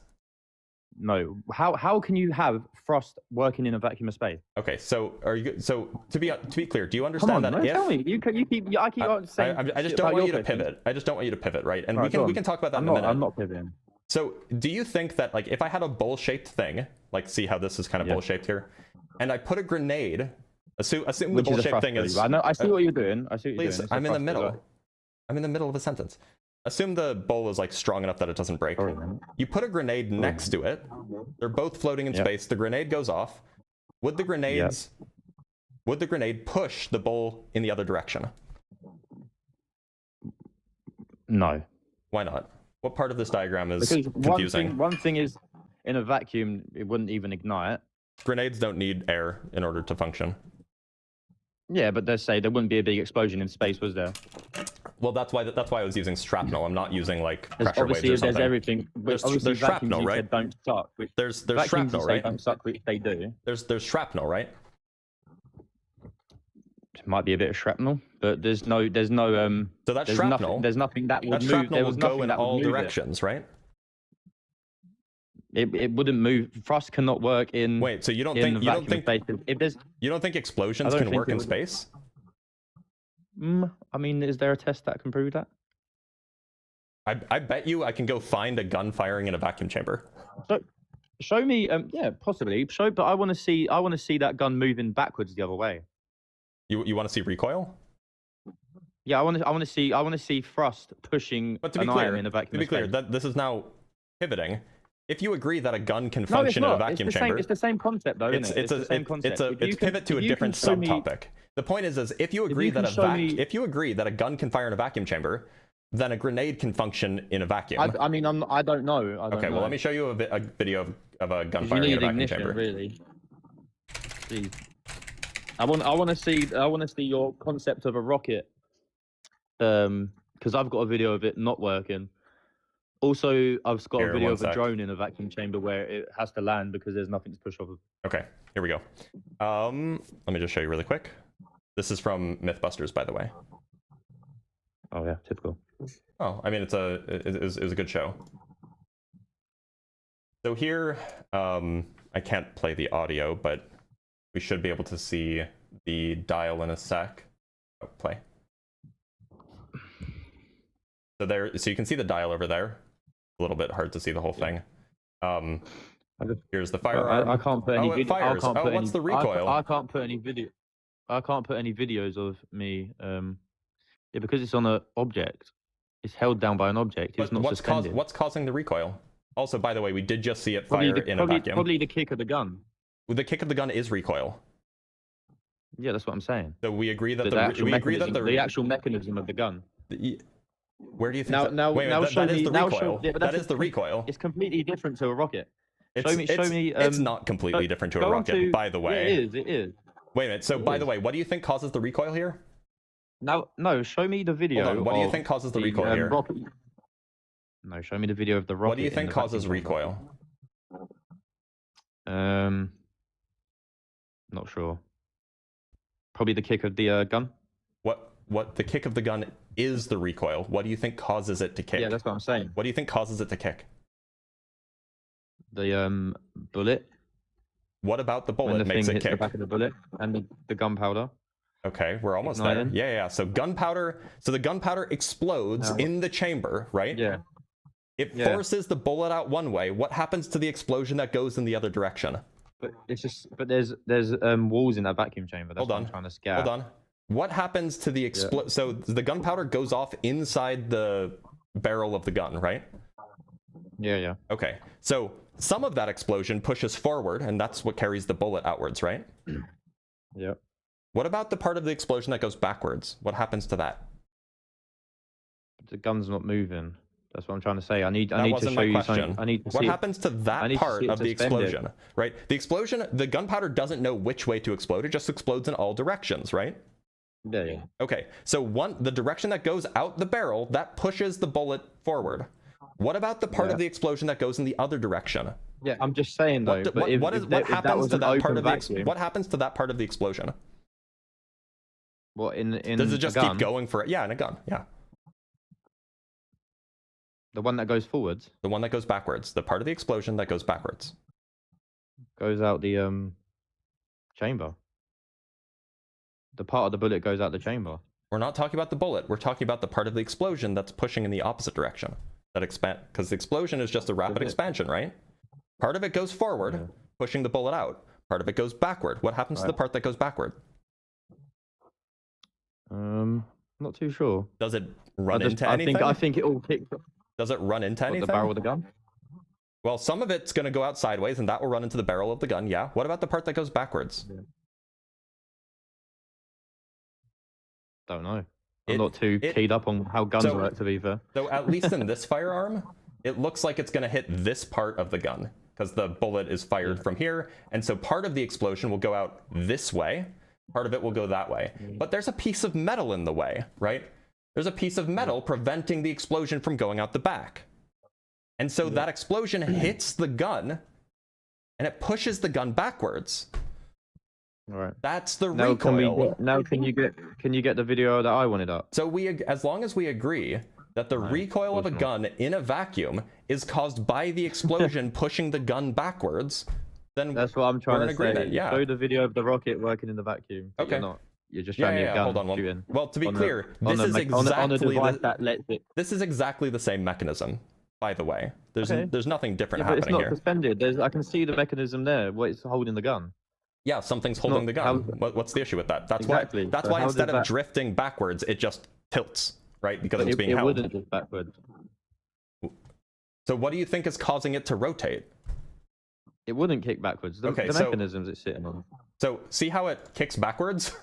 Yeah, well, it's sitting on the mechanism. You think that the mechanism is? You think that the mechanism is just pulling it backwards at just the right time? Possibly, I don't know. Are you high? No. Okay. I just want you to show me a suspended rocket working in a vacuum. Okay, so do you think that when people are firing firearms, that they're faking the recoil?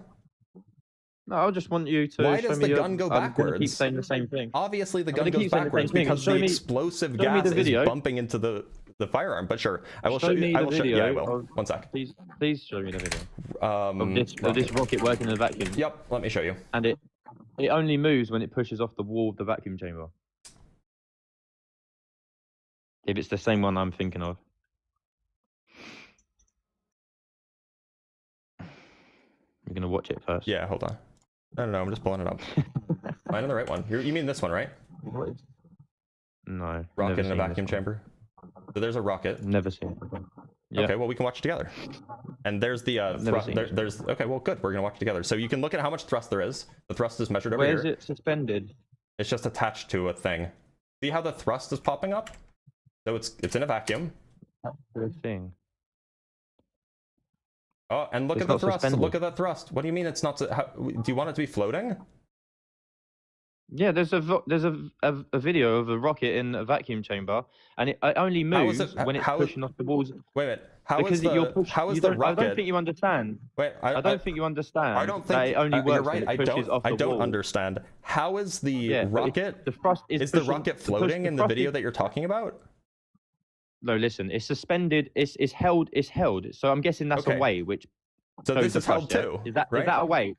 Is that a weight? Is that a weight? Is what a weight? Showing how hard it's pushing. Oh, yeah, that's a scale. Yeah, that's a scale. Right. So the thrust is only working when it pushes off the walls of the vacuum chamber. I mean that's not true. So this proves. You can see the thrust. You can see the thrust before the before the gas has even gotten to the vacuum chamber.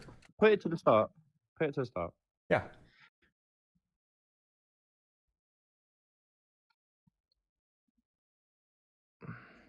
You can see the thrust before the gas has even gotten to the edge of the vacuum chamber. So the thrust will be hitting the back of the It is a horrible example. It's a horrible example. This is a great example. You can see it thrusting. Yeah, the thrust. I know that. I'm saying the thrust will only work when it's pushing off of the walls of the vacuum chamber. But it's not. You can see the gas hasn't made it to the walls yet. There's clearly a wall behind it because obviously otherwise it wouldn't. You mean over on this side? Yeah. It's not even in frame. It doesn't matter. And the gas hasn't made it there yet. The gas hasn't made it there. How could it be pushing off of something it hasn't touched? It would have pushed it. Look, except the thrust is happening. Look, so here, the gas hasn't made it over here yet. The gas hasn't made it over here yet. It's not. You can see the gas is the extent of the gas is here. The extent of the thrust. The extent of the. I'm sorry. The extent of the gas is here. It's not over here yet, and yet there's still thrust that's measured. So Yeah. At this point, we have now demonstrated two things. But One, it's still, a firearm. Now A can you show me firearm has the actual... recoil in a vacuum chamber, and a firearm functions in a vacuum chamber. But you still didn't show me we've shown measured thrust from a rocket. You didn't show me the rocket moving in space. You didn't show me the rocket moving. You'll think it's fake if I show you a video of that happening, so it's not worth showing you that video. No, I want to show you that the video of the suspended rocket does not move. To be clear, it would move instantly. It seems like... So this model seemed like a perfectly good model. Yeah. This diagram. You have part of the explosion that pushes off the front of the rocket, pushing it forward, and you have part of the explosion that just goes out into the rest of the world. And so, if this is what's happening, okay, you understand that the shrapnel here. There's nothing there. Yeah, but there's nothing there for it to move. There's nothing there for what to move? The explosion? The rocket. The rocket is being pushed by the shrapnel.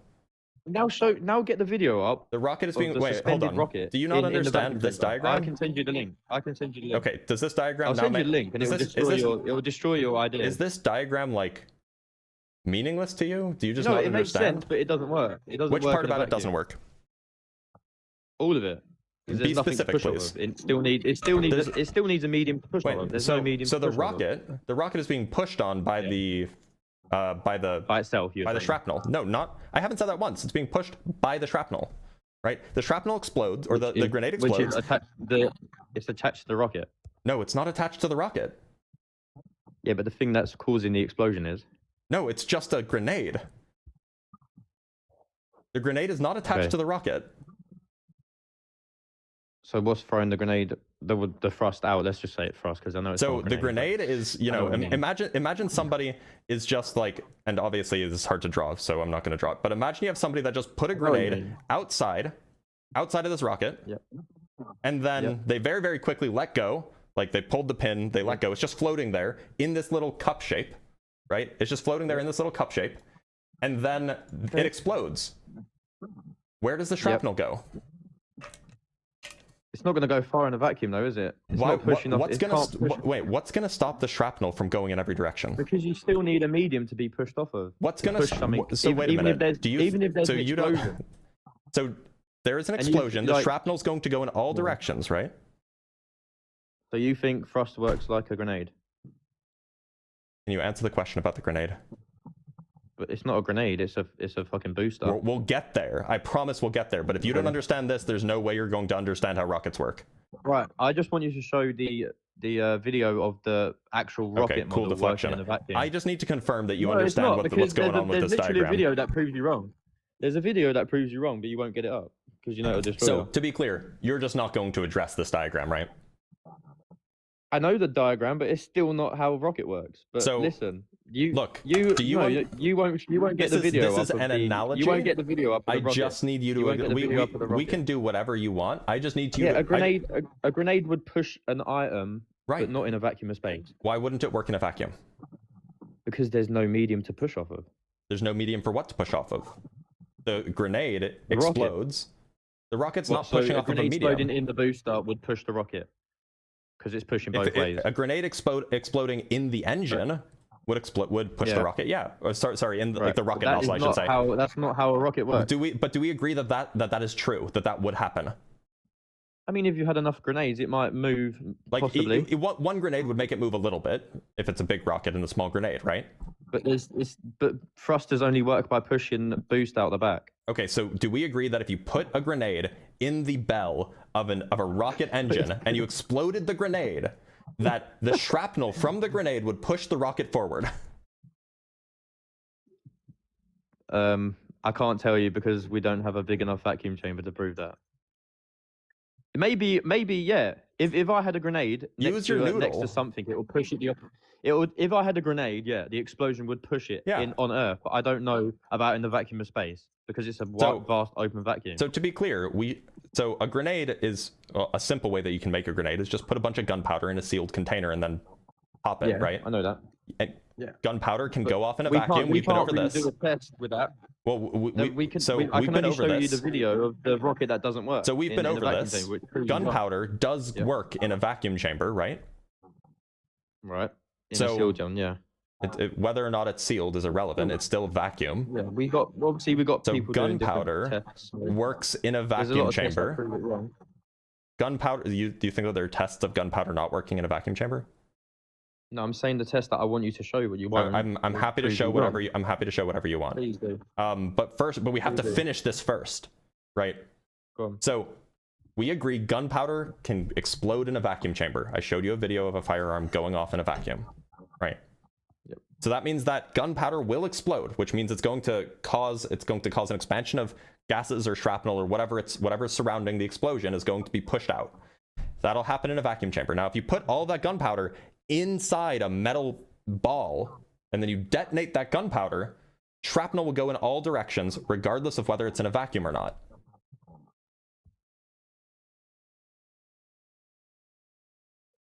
Make sense? All right. Yeah. Okay, so if it's in a vacuum, the shrapnel can explode, can go out in all directions. Yep. There's nothing stopping it from moving, so it's not just going to stop suddenly. Yeah, I understand it. And so it can push the rocket. Is that how a rocket works? This is that how a rocket works? At a very basic level, yes, literally. They mix fuel and they mix oxygen in the combustion chamber, and then they ignite it. And some of it goes out the front, some of it pushes the front, and the rest goes out the back. It's literally how a rocket works. Yeah. Okay. So you don't need nothing to push off of. It's just pushing off itself. Well, no, you're basically causing an explosion, and the explosion pushes you forward. Which is it pushing off itself? Well, the explosion is like it's not like attached to the rocket. How is it not attached to the rocket? You think that like the gases aren't contained within the rocket. It's just like an open vent. Well, they are, but no, they're not. I know what you mean. But it's just like an open thing. You feed the fuel in, and they're just in there. They're just in the chamber, hanging out. They're not like attached to the rocket with strings or with bolts or something. Right, it's just sitting inside the chamber. Everyone's saying I don't understand. I understand, but I'm just saying there's a video that proves this all wrong. All right, what's the video? Just search rocket in vacuum chamber, and you can see it. And I can't really see what you're typing, so I don't know. I'm just typing in rocket in vacuum chamber. Oops, sorry, that's the wrong thing. The link. You'll see it. It looks like kind of like a. Yeah, that's it. Rockets in vacuum. Oh, that's not a rocket though. It is a rocket. Oh, it's not. It's a syringe. I thought we were talking about rockets. which is with rocket fuel. No, it doesn't. There's no rocket happening in here. It's just a syringe that's having the air pushed out. No, it's literally not. That's still how a rocket works. No, and you can see. Well, you can see. Works. Yeah, so we can watch this. But you can see thrust. It only works when it hits the wall of the vacuum. So we can play this. We can play it sped up if you want.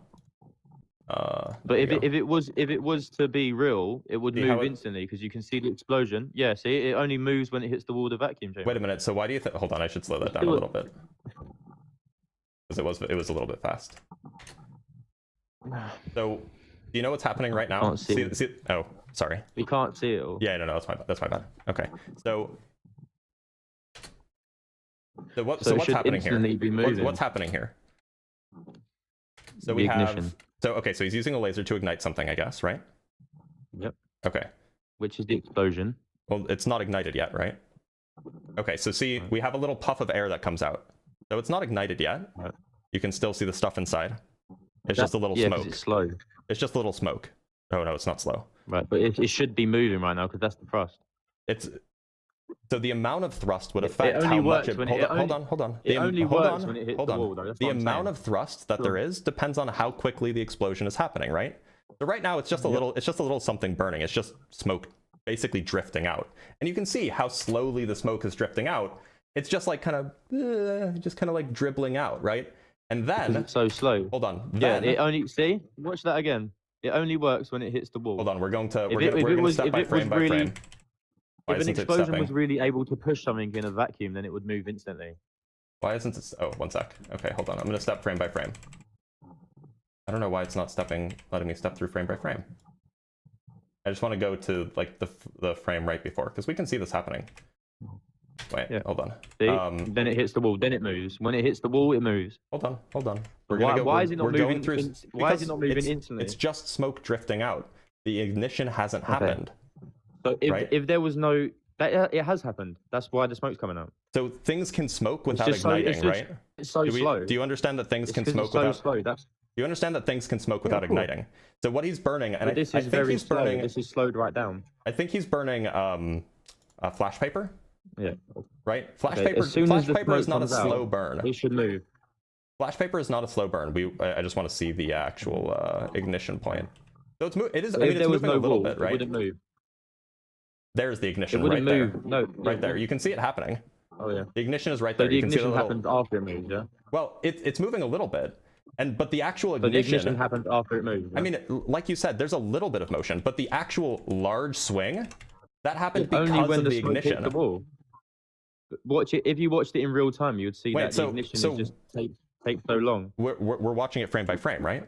So the ignition is not. The ignition hasn't happened yet, right? So it's just moving a tiny little bit. There's just a little bit of stuff leaking out, right? And then it's hit the wall. So why is it moving? Wait, hold on. Why is it moving at all before it's hit the wall? It hasn't. It hasn't moved. It is. We can see it moving. Go back. You need to zoom out more. The smoke hit the wall. What do you then mean it zoom moves. out more? So we can see the whole video. Wait. You're zoomed right in, so you can't see. The smoke's already hit the wall. You're too far ahead. Zoomed out? You're too far ahead. Like, do you want me to make like that? That's it. Okay. No, that's it. Yeah, like that. Yeah. Okay. Now go back. Here we go. Okay. So here we have. So we have a little. There you go. Smoke hits the wall. Hold on. See? It was a little bit too there you go. fast. Smoke hits the wall, then it moves. So smoke hits the wall, then it moves. Hold on. Well, you can all see that. Hold on. We're gonna play it slowly. I just want to get to the point right before. Okay. So here he hasn't played it yet, and I want to step through this little by little. Okay. So here the laser hasn't turned on yet. Not moving at all. Right. Yep. I am stepping forward. It's just slow. So we're stepping frame by frame. This should be working. Why isn't it stepping? Or maybe it is. Oh, it is stepping. It's just slow. No, it doesn't hit the wall before it starts moving. It hasn't even started. It hasn't even started burning. No, yet. I was reading the comment. Okay. Okay, so hold on. I need to go back a little bit because the laser's on. Okay, laser's about to turn on, right? Laser's on. So now we can start things. In principle, things could start heating up, right? Right. So let's skip forward a little bit, frame by frame. Laser is now on the thing. I guess it's going to take him a few frames to actually get it right. You can see it, like it is actually stepping forward, it's just slow. I think it's stepping forward. I see stuff changing a little bit. There we go.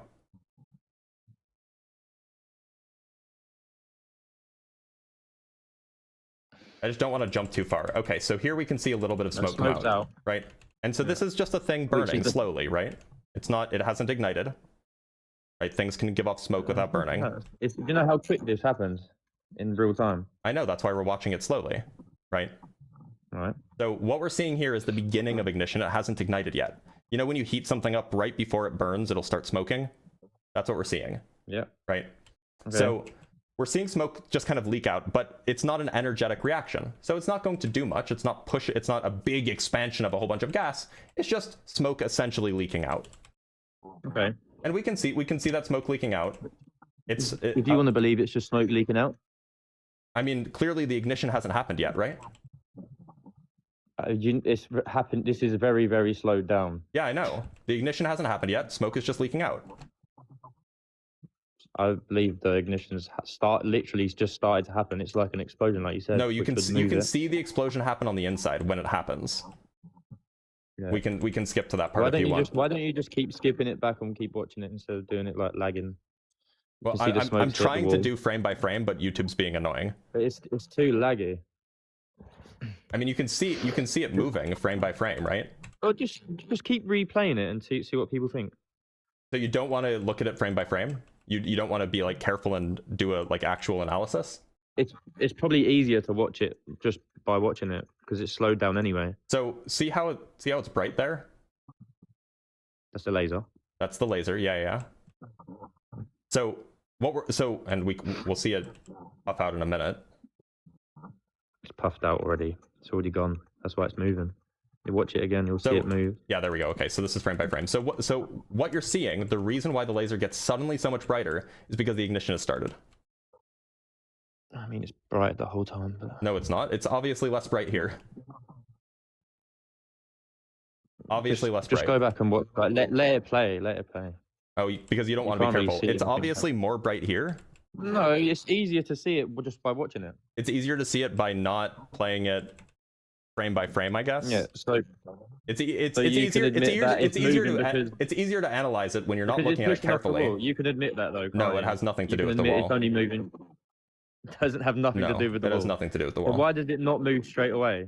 Because it's just leaking out smoke. Why does it only move when it hits the wall? It doesn't. Well, watch it again. Watch it without. We have skipping through it. You'll see. No, watch it again. I'm not skipping. I'm literally going frame by frame. No, let it play because you can't see anything while it's doing this. Okay, here we go. Watch it, and you tell me it doesn't hit the wall, then move. So to be clear, it's moving a little bit. So the gas is about here at this point. Gas is about here now. Go on, it's already moving. Yeah, it's hit the wall. No, it's not. It's here. The wall is over here. What do you mean you saw it hit the wall? Just keep replaying it. Stop pausing it. It's not pointed directly at the wall. You understand that? Actually, let's put it in slow-mo. It's still pushing off of it. Of course, it doesn't have to be. It's not touching the wall yet. It doesn't need to be pointed. So if it's not touching the wall, how is it pushing off the wall? It has touched the wall. You're not letting it. You're not playing. It's literally playing. I just slowed it down. So have a little bit of patience. Okay, so the smoke is here at this point. Yeah. That's not touching the wall. We agree it's not touching the wall. Go on. It's here at this point. Still not touching the wall. Which is right next to the wall. Look at the shadow. It's literally not right next to the wall. What shadow? Look at the shadow at the bottom. That's not the shadow of the smoke. All right, let it play then. Oh, well, it is, isn't it? So here we have the shadows over here. Yeah. There you go. Now it moves. So you can admit it touches the corner and then it moves. So it doesn't move the whole time when it's the smoke's not touching the wall. So if there was a fast to be clear, vacuum, there's no wall to push. To be clear, it is moving at this point. It wouldn't work. It is moving at this point. It's not. It is. We can go through it frame by frame. Yeah, because the shadow's at the corner. It only moves when it hits the wall.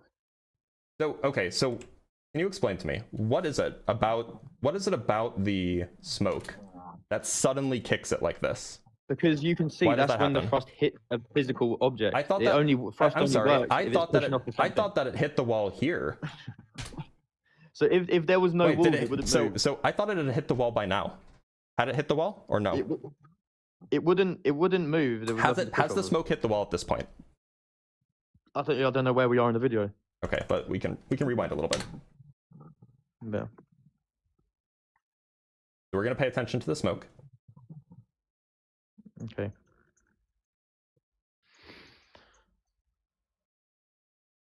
The video's playing. It's playing in slow-mo. Okay. We can see a little bit of smoke. It's actually kind of hard to see. There's a little bit of smoke there. Okay, according to you, it has now hit the wall, right? No, not just yet. Yeah, I mean we just watched this. What do you mean not just yet? Just watch it when it starts moving, and I can. No, we're gonna watch it. We're gonna watch it when we're gonna. We're just gonna believe what you said. Okay, we're going to trust what you said. Okay. We are going to look at the exact Remember, moment this you is want to tell very me. Slow. It is. Yes, I know. It's very, very slow. So it's not going to instantly move as soon as it touches the wall. What's not instantly moving? It doesn't. You know, it's not going to instantly move as soon as it touches the wall. Why not? That's when the thrust happens, right? It's so slow because the video is so slow. But that's when the thrust happens, doesn't it? Okay, so we have some smoke coming out. You think it should move as soon as the smoke comes out? So the smoke is there, right? Yep. And then the smoke's there. According to you, the smoke is there. It has hit the wall, right? It should move by now. According to you, hold on. Surely. According to you, this should have been moving by now. Dorrance, according to you, it should move now, right? Because it's hit the back end of the. Okay. Let it play then. Yep. Now it's moving. Why does it take so many frames? Right. Why does it take so long? Because you've got the video slowed down anyway, and the video's so slow anyway. Well, the video's not in slow-mo. You think it should move. The video's not in slow-mo, like the original video's not in slow-mo. I'm just slowing it down by a factor of 4. So the point is that it actually doesn't move until The original video is in slow mo. It's literally not. It is. It's sped up at the end. What? This is slowed down. Wait, what do you mean it's slowed down? That's where they speed it up. See? That's real time. Yeah, because they've replayed. They put it back up to speed. What? There. Where is it in slow mo? There's no See slow how mo there. All right. See how. Oh, I thought it was in slow mo. Okay. I thought So you the had it point slowed. is that according to your model, there is some delay between the smoke hitting the corner and the thing actually moving. So what accounts for that delay? What accounts for that model, delay? It should move. But for your model, it should move instantaneously as soon as the thrust is pushed in my back. model, the amount of motion depends on how big the thrust is, and the thrust. That's true, Toby. That's what I do in my spare time. And the thrust is not large. The thrust is not strong until the combustion actually happens, right? Right. Okay. When we see smoke just drifting out, that's not that's Alright, well, that's like the full I'll let you combustion think of about it. the. I've got to go gym anyway. The burn paper, or whatever it's called, right? It's just It not. was nice having this debate. Oh, but he's I've got running. to go. I'm going gym. Okay, go to the I'll gym. come back. We'll have another Go to debate. the gym, and while you're at the gym, think about how thrust. Think about the grenade, okay, and explain to me why that won't work in a vacuum. Okay. I'll be thinking about that grenade, mate. Think about the grenade. All right, take care. Take care. Take care, mate. Bye-bye. Yeah, so flat earthers love this because they think that the thrust is the so they love this video, by the way. I've seen this video before. They think that the thrust is related to the smoke that trickles out, right? But if you've ever seen a rocket launch or a rocket, yeah, we can go look up a rocket launch if you want. We can see. Hold on, I want to skip forward to the actual launch part because somebody must have recorded this. Let me just show you guys what I'm talking about. So here we have a rocket launch. And you're going to see some smoke leak out at the beginning, right? It's not that, that's cooling stuff. There's the smoke, but that's not the full ignition yet. That's the full ignition, and that's when it starts moving. This is the same thing that's happening in the Action Lab video. In the Action Lab video, you see a little bit of smoke leaking out because the fire or the flash paper starts to heat up, and it, it's the word is the initial pyrolysis of the material, and then it flashes and it just pushes back really fast. That's what we're seeing happening, right? But flat earthers love that because they don't understand the distinction between smoke and ignition. Anyway, we have some super chats to read, and then we'll bring up our next guest. Oh, I should jot down the end of that one because that one's going on YouTube.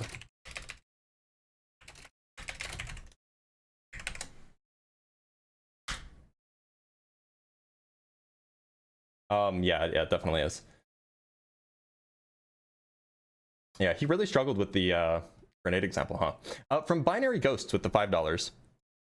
Nazis believed in a hollow Earth, not a flat Earth. So what do Nazis have to do with flat Earth debates? What did I miss? Oh, there was a guy who was on who was a Nazi and a flat earther. From Elliptic 6 with the $2. I'm not a FLERF, but I'm in your Discord, but I need help. What do you need help with? From Chase Martin Physics with the $5. Show me a real picture of the flat Earth. There is no real picture of the flat Earth. Frickin' got him. Of course there's no real picture of the flat Earth. The Earth isn't flat. From Riley Leafson with the $2. Yeah, Blitz, use the real picture of flat. Yeah, we do our best, okay? From Binary Ghosts, again with the $5. The cool thing about the internet is finding out the British also believe in the flat Earth and also very bad at debate. Like, very bad. Yeah, it's rough, isn't it? From Joshua Brown with the $5. I have tested gravity, and in the experiment, gravity was 9.799 in Frank Phillips College physics classroom in Borger, Texas. Yep, that sounds right. From Time with the $2. Thorns didn't pay any attention in secondary school. That's what they call it over there. Absolutely. Oh, you sent me a video of that version slowed down to various speeds. Oh, that's convenient. I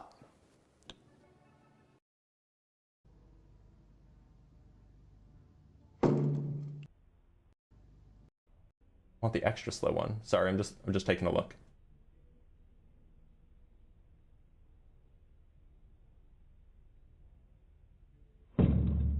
Yeah, that is like. Yeah, let me just show you guys what I'm seeing. Thank you, Jim. And maybe I can step through this one just so then we can see it a little bit better. So what I want you to pay attention to is how bright the light is inside the syringe, right? So we have our laser, and so allegedly the smoke is already way out there. But see how the brightness of the laser. Let me make this bigger so then you guys can see what I'm talking about. Look how much brighter it gets in there, right? That's when the combustion is happening, right? We have just the laser just doing its thing, and then it gets super bright. This is super slowed down. It gets super bright, and then it starts moving, right? So it's pretty clear what's causing the motion is the ignition, the combustion actually happening, right? Thank you, Jim, as always.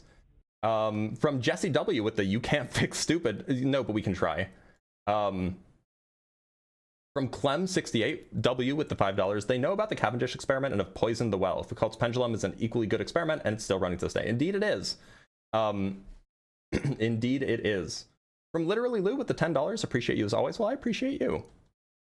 From Ken with the $20. I guess you could say he recoiled in this argument. He did. Also, I was like, it was very, very weird that he couldn't even like explain how recoil works. But again, he is a, you know, British, so you know, maybe they don't understand guns like we do. From Christopher Walker with the $10. You're making money off this, right? Notwithstanding my super chat, but you can actually enjoy trying to explain Newton's laws to people who will never get it. I do have a perhaps a masochistic streak, I suppose. From Nathan Irvine with the $5. Oh my god, you're teaching 8th grade science to Dunning-Kruger. We do our best, okay? From Morton sending 5 Dr. Blitz Debunks gift memberships. So actually, this is a good time to shill for myself. It turns out, in case you didn't know, there is a document. It's a lovely document, in fact. It looks like this. The lovely document that I've spent time writing up and adding stuff to. These are my debate notes, my personal debate notes. And there's a whole bunch of different topics.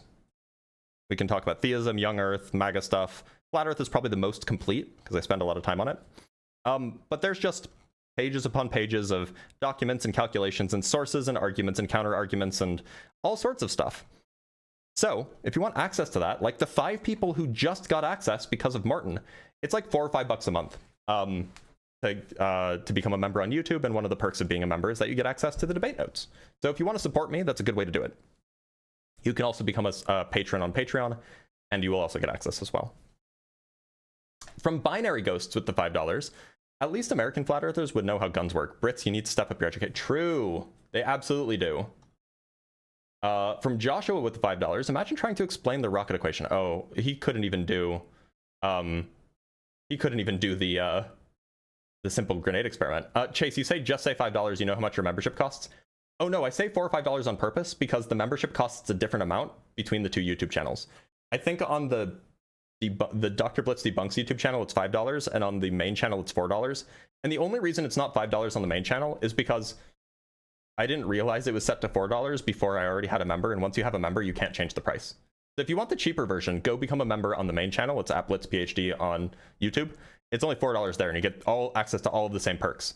The downside is that the perks that you get access to are for like the emojis that you get are only for the vertical stream, not the horizontal stream. So, you know, that is the downside. From Von Doodle with the £5. Hey, Dr. Blitz, the Project Orion spaceship would have thrown nuke grenades at the back for propulsion. Big W for grenades. I know, it's crazy, isn't it?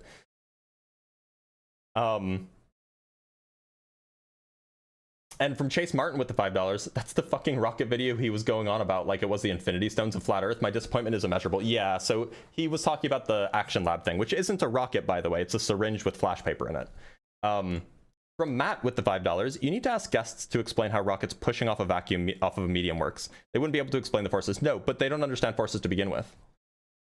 From Riley Leifson with the $2, Color is definitely on the Mount Rushmore of stupid. We call that Mount Dunning-Kruger. From Christopher Sanford with the £5, the FLERFS told you to reject the evidence of your eyes and your ears. It was only their most essential command. George Orwell, probably. Yeah. The main channel is just @BlitzPhD on YouTube. The horizontal channel is more for like debunking stuff. The main channel I post science content on in shorts there. So like it just depends on what you want to support. From From It's Char Not Char with the $5. Dr. Blitz, did you develop the patience for these callers because the line of questioning is less rigorous than defending your thesis to acquire a PhD? No, it's from teaching undergrad engineering students. that's where the patience comes from. From Forgiven with the $2, make him explain objects falling in a vacuum chamber. Oh, he won't know. But, you know, you can only touch on so many topics at a time, right? From Pizza with the $5, the way he described the gas hitting the wall, like if you threw a basketball and you're still until it hits the wall, then you fly across the room. Yeah, that's what they think. I don't know what he thinks. I don't know what they think is going on there, but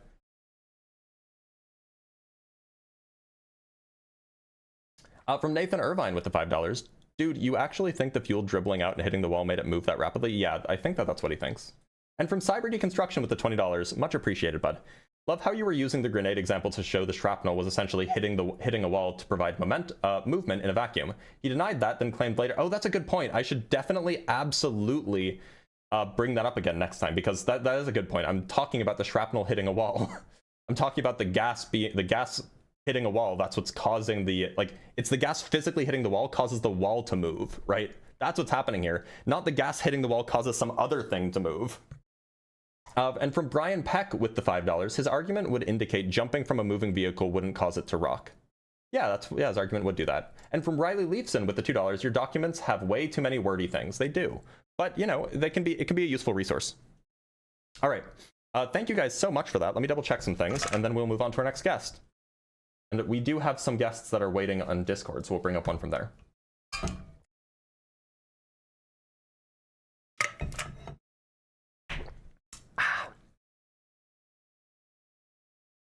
All right, let's bring up a guest from Discord. Let's bring up, I don't know who's been waiting longest, but let's bring up Bionic Buzzard. Bionic Buzzard, how's it going? Hello, sir. How are you doing today? Oh, I can't hear you, but that's on my end. 1 sec. There you go. Go ahead. I am so sorry. I'm not a flat earther, but my father is. He is completely inept at technology, and all my questions are coming from him via a email that we're going back and forth, and I need help to completely demolish his worldview.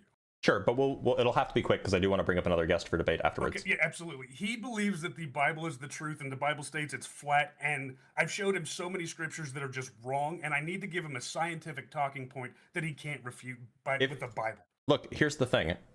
If he thinks that the Bible is 100% correct and it's infallible, nothing you can show him, no science that you can show him that contradicts the Bible will help him, right? That's what I was afraid of. I mean, but what you can do is you don't have to show him like some scientific talking point. You can just show him stuff in the real world. Like, for example, go out. Do you live in a cloudy place? Minnesota. Okay, so that's pretty cloudy. So go out at sunset. Next time the sun is setting, take a look at the clouds and point out to your father that the bottom of the clouds are like reddish and the top of the clouds are gray. That's something that you can see with your own eyes, and ask him to explain how that works. That is a very good point. I've brought that up, and his point is always the sun is far away. But how would well, okay, that's a conversation to have with him. But what you need to ask him basically is, if the sun was ever higher than the clouds, could that make the bottom of the clouds brighter than the top of the clouds? Regardless of how far away it is, could the bottom of the clouds ever be brighter than the top? That's the question to ask him. And then you could draw a diagram and work it out with him. But like, if he's already bought and sold into the Bible, like, you're gonna have a hard time getting him off the flat earth. What you could do is you could send him to a guy who I don't like, but he is he's a young earth creationist. His name is VOR on TikTok. I don't know if he still does stuff. I blocked him a long time ago because he's kind of a jerk. But he's a young earth creationist who doesn't think that the earth is flat. He actually like argues against flat earthers quite frequently. So you could point out that you could like send your dad over to watch some of his stuff, or even to call in, because he's somebody who's a biblical literalist, this VOR guy. He believes everything the Bible is true and literal, and he thinks that the earth is a sphere. So you could have your dad talk to him. He's on his side. The dude's a Christian. He's a biblical literist. He's 100% sold into all of this. That might help him. Awesome. That's a great talking point. And just a side question before I jump off. Sure. When will you and Justin be side by side again, so I can also point him to that?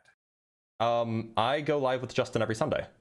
Oh, awesome. I will make sure to notate that and get him that. Thank you Yeah, so it's much, around the Dr. same Blitz. I time. appreciate it. Of course. Good luck. All right, let's bring up another guest from Discord. Let's talk to I. R. I am a pirate. R. I, how's it going? I. I. All right, looks like I is not connecting. Let's bring up Noble Hair. Noble Hair, how's it going?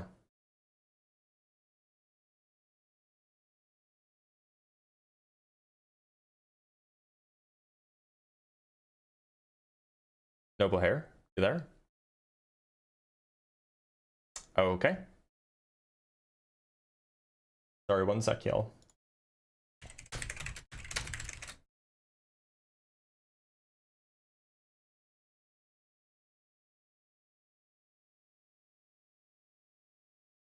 All right, probably close out of these. Let's bring up another guest then. I guess all the guests from Discord, they ducked out.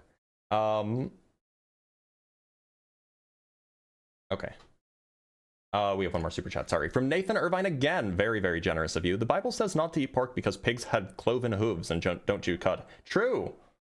Yeah, don't do that either. All right, let's talk to Tim T. Actually, let's talk to Tim briefly. Tim, how's it going? Ooh, hey, what's going on, guys? Hey. Tim, what shape do you think the Earth is? I think it's a globe, but I just wanted to critique something real quick with the video, the Mythbusters video. And I've been saying it in it's not chat. the place. Let's talk to Science Relay. Hi, Blitz. Science Relay, how's it going? It's good. I just wanted to. Oh, sorry, relay, one sec. resource. Audio's super loud. All right, you were saying? I just wanted to relay another resource for you. It's YouTube channel at Warped YT. I'm familiar. I use the videos from Warped quite frequently. Okay. Yeah, there's that one with the extra long vacuum chamber. Mm-hmm. I actually pulled up that video earlier. Oh, okay. Yeah, we watched that one. Carry on. All right, get out of here. Yep. Yeah, sorry. Unfortunately, on TikTok, I don't know how to solve this, but on TikTok, the audio is usually pretty good. But on Discord, the audio is usually very, very quiet. So I have to turn them up on TikTok. And then if I forget to turn them back down after the Discord person leaves, it's really, really loud on TikTok. So that's my bad. We have HVAC Rules. HVAC Rules, how's it going? HVAC? You there? HVAC.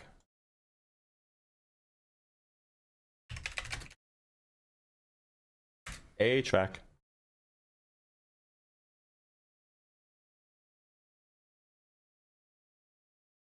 Yeah, what? Sorry, there you I can hear myself, so I know that you're here. Oh, he doesn't know that he's on.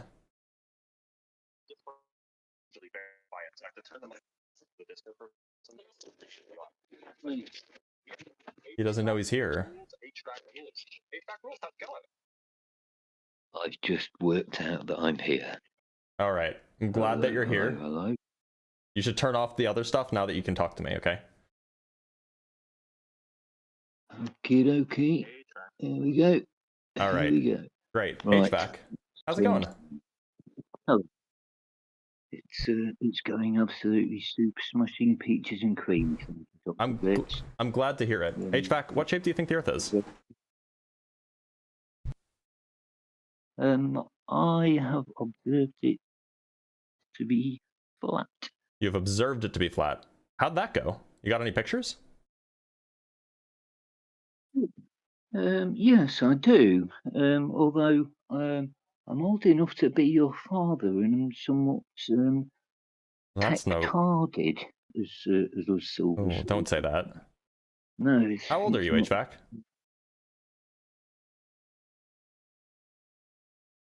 I'm 51 years. Well, you would be a young father if indeed you were my father. Yes, young. Look, so what I would ask for is a picture of the whole Earth, or at least like half of the Earth. of the flat Earth, if you can. Sorry, I beg your pardon. I was. Yeah. So you said that you've seen it, and I was asking for a picture. So what I would like is a picture of half the Earth, at least. You know, it might be hard to get the whole Earth in the picture, but I'd like at least half the Earth. How would I be able to get a picture of half of the Earth? Well, you said that you've seen the flat Earth, so I imagine that that's what you're talking about, right? Yeah, I live on. So this is assume that from your paradigm that you're coming from of uniformitarianism, that is the absolute truth. No, this has nothing to do with uniformitarianism. The truth. Okay. So, all right then. So living in a place where I get to look down from a glacial escarpment down upon the area, probably about 30 miles across. All right, I'm sorry. The connection's too bad, or your voice changer is glitching. Like, I can't. Let's bring on I. I, how's it going? Hello? I, how are you? Alright, no, I just had the YouTube playing in the back. You're good. You're good. Yeah, I can hear you just fine. So, I, what shape do you think the Earth is? A sphere, but I'm gonna make this quick, but I wanted to talk about something else, and it's real quick. Okay, but that's not the topic today, so that means that I gotta let you go. Them's the rules. Okay, but can I ask you just one question? Sure. And it's like a very quick one. Sure. Do you know how far that the Earth's atmosphere extends beyond Earth, like where it goes to? Yeah, it just depends on where the cutoff is. Generally, we say that space is about 60 miles up. No, but I'm saying like where they say like the magnetic fields of Earth, like The magnetic field is not the atmosphere. But that was your one question, I, so I gotta let you go. No, You did say, can I ask you one question? And then you asked one question. He wanted to talk about the exosphere. There's this meme going around, which is like, it's really like not helping anybody.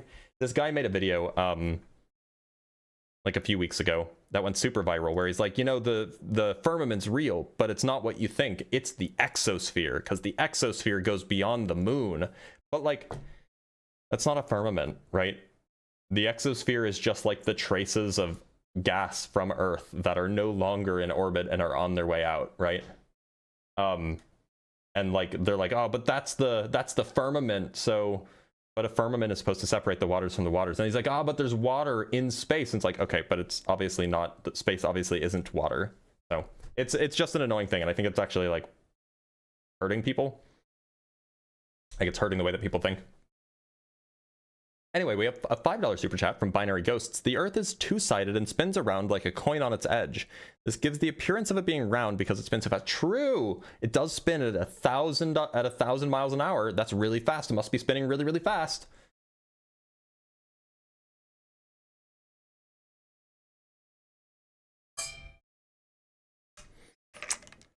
One sec.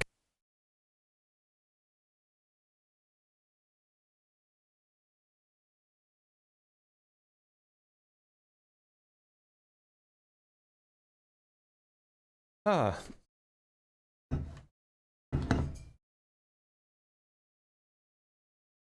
right, well, the guest box is currently empty. There is Gerald, but I think Gerald was the troll. Should we let him back on just to see if he was accidentally trolling?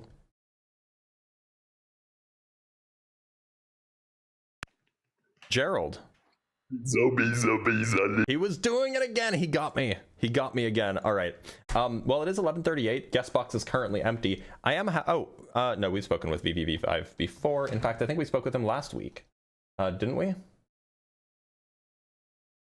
Yeah, we spoke with him last week. 4 days ago, in fact. But you're not a flat earther, are you? Are you a flat earther? We didn't do. I am not a flat earther in the strict sense. Well, it's just the thing says flat earth is dead. So Yeah, so I was looking at. So this is just bait for flat earthers, not meant for people to come be tone Okay. police. So I gotta let you go. Yeah, I mean, like if you want to come on and be like, the Earth is a sphere, but actually there are still people who believe that the Earth is flat. Therefore, the flat Earth movement cannot be dead because there are still living members of the. Like, I don't care. I don't care. This is obviously bait for flat earthers to come up and defend their worldview.